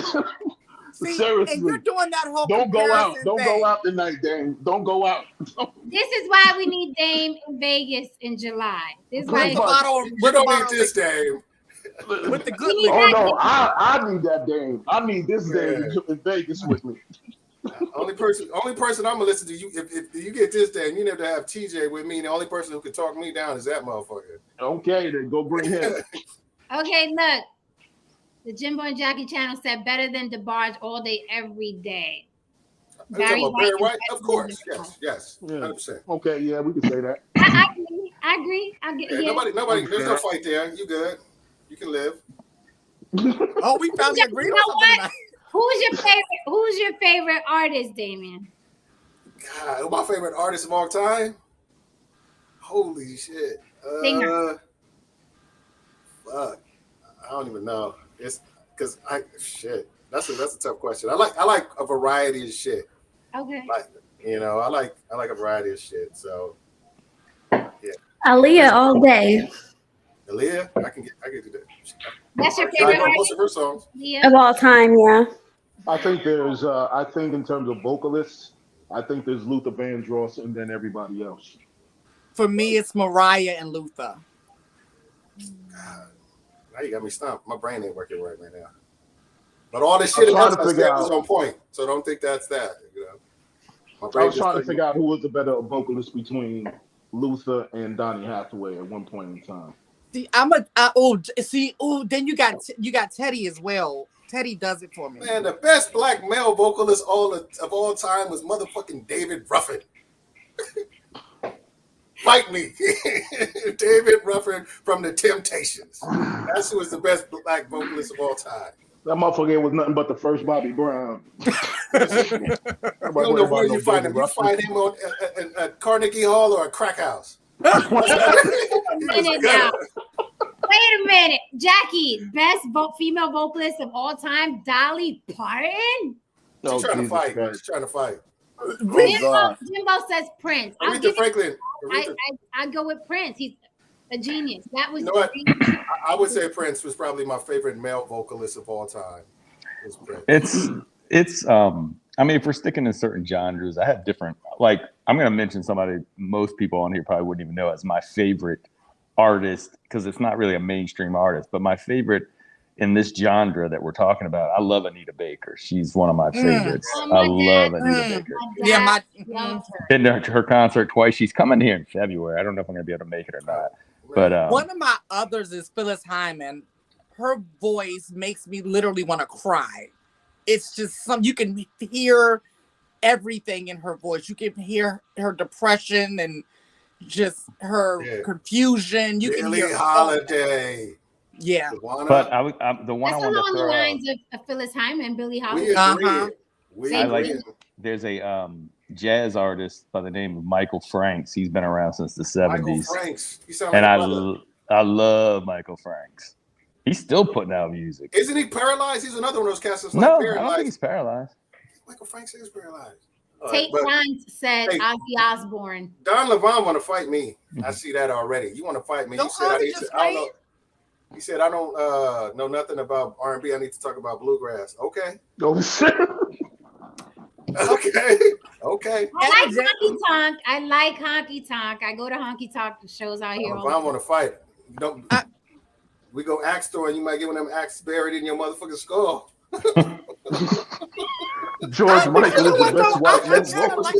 I kind of like country music, especially like the older country music. It's not like I sit there and listen to it and go check for it. But I do. My favorite band out here is the Riot Light Sound. They do honky tonk. I be all in there. Yeah, like I like them. I like the 90s, some of the 90s country. Yeah, the 90s. I love Dixie Chicks was my my group. I love Dixie Chicks. All three of my children, I used to sing that song from Oh brother, where art thou? Go to sleep, little baby. Oh yeah. I sing that song to every one of my children late at night, trying to get them to sleep. All three of them. I think Sam Smith beat George Michael now. Wow, yeah. I think Sam Smith's vocals are. His vocals are sickening. They are everything. Is it because George Michael is so nostalgic to us? It might be that for me. I might be a little biased when it comes to George Michael. I love stroking. Everybody's picking. He's still stroking. Haran is still stroking. Walk out of the bedroom and then decide, Haran. It's like, yeah, you know that what do you call it? That river dance music. Yeah, I'm fucking with that. Yeah. Hey. Michael Flatley shit. Oh yeah. Hey man, I can hit off that. Like Careless Whisper. Careless Whisper, man. Come on, man. Yes, Careless Whisper. What's the name of the song where he had the video with all the models in it? Freedom. That song. I'll turn that up every time. Yeah. No, see, y'all are too nostalgic. Now, Sam Smith is incredible. Y'all are too nostalgic. Listen to the range. Okay? Don Levon's talking about Sam Smith, not close, but also listen to the range. Walk out of the bedroom with George Michael, okay? But listen to the range of George Michael and Sam Smith. Y'all are not listening. Y'all are still in the I'm never gonna dance again. Guilty. Yeah, and I get it. And that was Wham. That song is amazing. It is time. I'm about to play that shit right now when we get off, man. Careless Whisper, man. I might call it up after. You know it's love between me and you. You know you my dog like Dollar and Richie. You my homie. I'm just joking. I said Don Levon. I'm just joking about the shit I said about Don Levon. I was like, damn, did I really say I was gonna bury an accident in the motherfucker head? I was like, I apologize for that. I was like, you my dog, like Dollar is to Richie. Where does the Cool in the Gang fall in all this? Oh man, amazing band. They dope. That Jungle Boogie song from that. Come on, you can't say amazing band. I'll give them that. I mean, if you're gonna get in that, we're gonna get in. It's gonna take a whole. When you start going to bands, like one of the best bands. Gap Band. Gap Band and Mint Condition. If you ever seen them live, Mint Condition live. I think they were the last great black band. The last great black. Yeah, everybody else been bullshit since then. Pretty much. Yeah. Pretty much. Stokely is an amazing drummer. Stokely, the lead singer to Mint Condition. I think he went solo, but he's an amazing drummer, man. Amazing drummer. He went back with him to get that money on tour. He was like, he's like Harold Melvin without the blue notes. You'll never go black. You'll never have black though. He went come back with that real quick. He was like, that's someone gave birth to. Wait a minute. Can I see that comment about the song someone gave birth to? What? It did give birth to Sonic. I'm gonna leave the door open. Okay, so I need a playlist for labor. Okay, do you got any suggestions? Oh, There you go. I'm a Drop the bomb on me. There you go. Drop the bomb on me. right. No. Baby. Bitch, you kill my vibe. You gonna throw Super Freak in there about Rick James? Because you said Rick James is bad and shit, right? You gonna throw Super Freak in there? It has to be 90s. I'm not listening to anything past 2001. Oh, okay. Okay. Drop Okay, the bomb we on good. me. Well, baby just made it. I think it came Oh, out. Jodeci got to go in there. Jodeci got to go in there. Fiending. Hey, you Fiending. just put on Jodeci. Yeah, Fiending. Take Marvin my Gaye's money. Trouble Man. And you gonna have that baby's gonna be the coolest motherfucking baby alive. I'm telling you, get right to that. Marvin Gaye's Trouble Man. Marvin Gaye didn't make it out the 80s, literally. Rest his soul. Trouble Man. I'm telling I you. told my husband Jeanet's album. Yes. Oh, yeah. Yes. Oh my God. I was Grew just up with talking that. about Yes. Yes. I mean, me and Joanna having a regular love fest. She said Earth, Wind, and Fire. I'm feeling you, Joanna. Jimbo Jackie said, "Oops, I did it." Did I get baby? Oh yeah. Baby. Oh yeah. Britney has some records.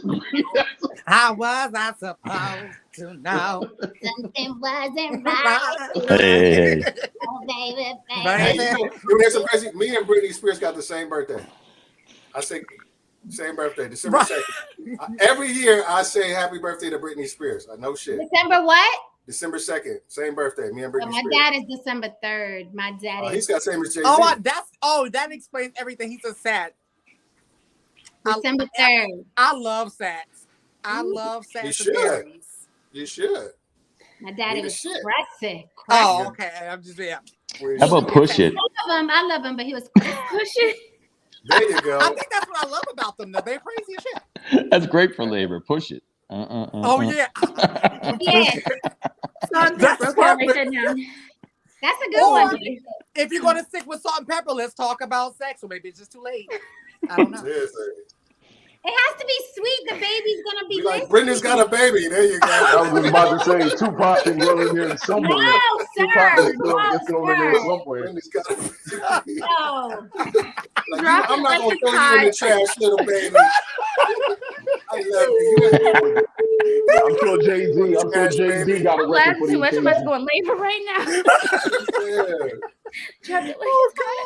I mean, I'm liking Joanna Washington more and more. She said Isaac Hayes, The Sound of Love. Oh my, I'm Joanna Washington. Joanna said my dad looks like Isaac Hayes. Oh, I thought you said you love him. You know, I can't read just like R. Kelly sometimes. My dad looks like The Rock's dad. My dad looks like Samuel Jackson. I tell him that all the time. How? My dad looked like Lawrence Fishburne and What's Love Got to Do with It? Why it sounds like we doing your mama jokes? Right. Oh God. Yeah. Earth, Wind, and Fire. So I'm saying Joanna is on point right now. She is. She's bringing it. I mean, seriously, Joanna. I mean, we may be falling in love or something. I don't know. Anything might happen. He needs some milk. Walk On by Isaac. Girl, I'm telling you. Let me unbutton a button for you, girl. Hold on, Joanna. Show the taco meat for you for a minute. You know? Come up here. You gonna make Joanna come up here. But she said Walk On By. I love Dionne Warwick's Walk On By, and she was a crossover like Whitney before Whitney. She was like the first crossover black woman, right? Yeah, Did you see? Is it true? That wasn't in disco. Yeah, I saw that. You saw it? Tiana Taylor's gonna play Dionne Warwick. Let me tell you, I feel like Tiana Taylor is underrated. Really? Mm-hmm, I do, as an entertainer performer, not singer so much. And then if you put her in this genre, like with this time period that we're in, What are you celebrating, Joanna? She said, I'm celebrating. I'm like, okay. Celibate. Oh, celebrate. Well, you can celebrate being celibate. You can celebrate my love. It's all good. Hey. I am. Exactly. Oh my God! House of Matrix said Tiana Taylor is definitely a legend. I'm closing. I'm okay. See, that wasn't. I wasn't going that. I just said underrated. Closing. That was yeah. You know that shit right there. House of Matrix. No. I think she's hood talented. We can go with that, but she's still very talented. What even mean? She's hood talented. Like even her dancing is hard. She reminds me of one of our friends we had back in the hood, Delilah. And she was a stripper, and we used to go to a strip joint, like to sit with her while her shift was going on. And she used to just strip so hard. I love her androgynous energy though. Okay. Yeah. It's hard when like women who are that like facially challenged are that sexy. That's hard to think. It's like because she is super, super sexy, but she is facially challenged. It's a rough phase. But she got surgery. She got her nose done. And that jawline harder than a motherfucker. But she oozes sex appeal like no other. Oh, she does look like her and Ari Lennox ooze sex appeal, but they just not a lookers in the face. Like a Grace Jones. Grace Jones is another ooze sex appeal. It was someone else. Grace Jones and someone else I'm thinking about. Mm-hmm.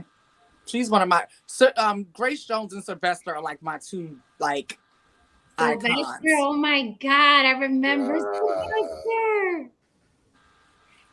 No, anytime they play a song at like 6, they play Sylvester's song when they try to make it seem like it's the 70s. What the fuck? Don Levon says she kind of looks like a lizard. Do what y'all not gonna do. Okay. I'll be nice. Don Levon. Joanna said she can't help her face. Don't forget Nina Simone. Now I will say this. That face look like some African art if I've ever seen. Okay, she does look when you look at her face. She does give me African art. Yeah. The definition in her face does look like African art. I will say amazing catalog of songs, though. Amazing catalog of songs. Who, Tiana? Nia Long? No, Nia Long. I'm not Nia Long. Nina Simone. Nina Simone. Nina Simone. Nina Simone. Yeah. I mean, seriously, I'm feeling good. That is an iconic song. Yeah, the Jim Von Jackie said, "Oh, bless her heart." You know what that means? When someone says, right. Yes, right. Baby, and they're like, "Oh, bless her heart." Like they say, there's two when babies are cute, the nurse be like, "Oh my God, they're so cute." When they ugly, they be like, "You had a baby." It's a boy. Good for you. You had a baby. Like, look at him wearing blue. It was like, I was 12 pounds when I was born. What? Somebody said Grace Jones was good looking. No, Have y'all seen 70-year-old Grace Jones? Man, my daughter was 9'7", but that's they had to wrap me in a shirt. They ain't had no diapers. They had to wrap me in a shirt and shit. Put some Timberlands on you. They had to wrap me in a motherfucking shirt. And they gave my parents a dinner. I was like, "Hey man, you had a real rough one. We gonna." In the manger? Like, hey, I was 12 fucking pounds. I mean, you had to be. At least you could have found me. I mean, like, how you gonna go to the nursery and be like, "I wonder where he is"? Like, I'm the biggest motherfucker in here, man. You had to be late. You had to be late. No, I wasn't late. I was just big to the motherfucker. It was like a 1-year-old inside your mouth. I was late, so my daughter was 9 pounds 1 ounce. Yeah, my daughter was 2 weeks late, and she was 9 pounds 7. I found out yesterday my boyfriend was 11 something. Jesus Christ! But ain't he like 6'8" or something like that now, or something like that? 6'9". Yeah, there you go. Brianne, is this your first baby coming? Mm-hmm. Oh wow! It's gonna hurt a lot. No, I'm just kidding. No, Dave, don't say no shit like that. I'm about to drop Dame from the bed. Man, hey, don't do that. Everybody get one. You gotta give me some grace. He gotta come back. If I was to drop Dame right now and put him back, he'd come back swinging. He'd be swinging at our boxes. I'll be like, "You motherfucker! You You Okay. dirty, rotten son of a bitch, you know. Now somebody mentioned Kim and Foxy, and that's the thing. They will forever be icons. The whole female rap game changed after those two girls. Like it's never been the same. It's been their DNA since then. Yeah. They took it to they number one. Yes, down the bottom of one. I told you I've been drinking. So yes, it's gonna be a wonderful delivery. You're not gonna think about the pain. It's gonna be beautiful. Why are you lying? Exactly. I live in reality. Why are you lying? Hey, you got a birth plan? Throw that motherfucker out the window. Right. I don't know that some of these things I've heard out the window. 11 pounds and seriously, you're gonna be epidural? Give me out, yes, ma'am.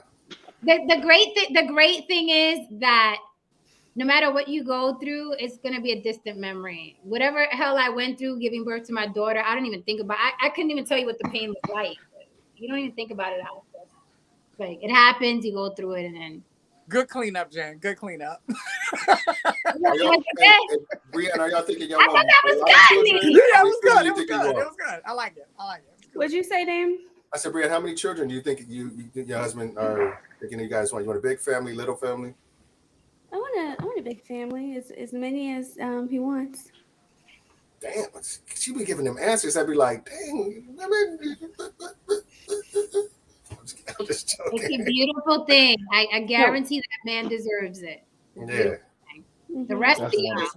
I'll be like, I need to go to my little brother and be like, can your husband fight? You know? I contend I contend I don't deserve certain things. I can contend on that. Yes. Thank you, Haran. Thank you. Hey, look, man, I've never told anybody I wasn't shit. I go in telling you that, look, I might not be shit at some point in time during this relationship. But it's best that you get this disclaimer because I respect you. I respect you. You're doing that shift in there, Brent. What's going on? I'm moving the baby to the other side of my ribs. Okay.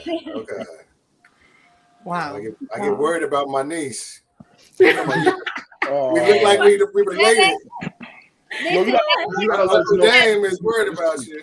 You gotta let us know about the baby registry, man. We got it. It's on my channel. Oh, you got it? I got it. Yeah, I'm gonna talk to y'all about it. Yeah, this is our first block baby, so it's nothing but aunts and uncles here, aunties. Right. And uncles, this is our first block baby ever. Right. Hey, can you make sure that this is the first place you show that baby? Don't go on other panels and show that baby before this one. How about that? Right. And we'll have to ask my husband. He doesn't want like her face all over. Oh yeah, then don't do that. Don't do that. Then I can't hold up the baby. I can't hold up the baby. Okay. Yeah, that's what I mean. Let's hold up like Simba. Let's see some toes. Okay. Yeah. Behold the only thing I respect than me. The block baby has arrived. Yeah, social media is getting a little dangerous, but he said I can present the baby. But yeah, we're just gonna call her baby girl for internet purposes. There you go. Awesome. 100%. Awesome. Oh, I love that song for your playlist. Yeah, you did perfect. Right? You got it. How can I got it. Oh, there's no E at the end of my name. It's Breann. It's just I know the name doesn't pop up all the time. Donovan wants to know the registry. It was probably, it could have been the. If you want to see the registry? Oh my god. Yeah, you gonna get shit. I'll send it to the group chat. Yeah, y'all gonna get a gang of stuff. Y'all gonna be all right. This is the first baby. This is the block baby. Word up, man. I want to seriously. Don't bullshit. Send out that registry. Word up, man. Okay. Do I have a bullshit? Y'all the ones that be acting like you don't see the DMs. I send it to the group. Yeah, right. I'll be at work. Let's see. And on that note, we're going to close because Damien needs to build. Mixed with charcoal. Seriously, man. You was doing that brown, Damien. Walk outside. It's too cold. Ain't nobody gonna step on my foot in 23-degree weather. Oh, Damien, you was on that brown, man. Man, they make these cats, all they did was like kept getting old fashions. I mean, old fashions brought to the table. They were just like old fashion, old fashion, old fashion, old fashion. And then they want some 1942 because they had a little bit of money. They was like, I'm like, man, what am I on spring break? Taking shots and shit. And then it's just like, you know, now you get the brunt of it and shit. I've been there. And then the funny thing about it, I ain't gonna remember half of it until I see the replay. When I watch it, I'm like, what the fuck kind of dumb shit? So it looks like I don't have to pay nobody cash up because I don't think I was too rude to anybody. So I don't have to get nobody no money. Good night, the Jimbo and Jackie channel. Good night, everyone in the chat. Thank you for holding me down. Come through tomorrow. We'll have a topic. I was a little off tonight, so thank you for putting up with me stuttering and stumbling my words. But I'll be back tomorrow in full force. I'll be back with the titties and everything. So come back tomorrow, okay? Have some fun. What did I miss? The registry is in the private chat, but I will also send it right now to the group chat so everybody can have it. Don, I will also send it to you. Okay, everybody will get it. Everybody will get it. This is the first block, baby. So. Okay, all right. All right, guys. So good night, everybody. We're out. Tristan is not here to dismiss the class. No, Saint, you can do it. Good night, everybody. So. All right, guys. See you tomorrow. Come through tomorrow. Good night. I'm making a playlist tonight. Bye. Good night. All right, guys, if you're still here, do Mama a favor. Hit that like and subscribe on your way out. I'm over 4,000. I made it, milestone for me. And we're going to celebrate that on Friday. We're going to have a freaky 4,000 Friday to celebrate the 4,000 mark.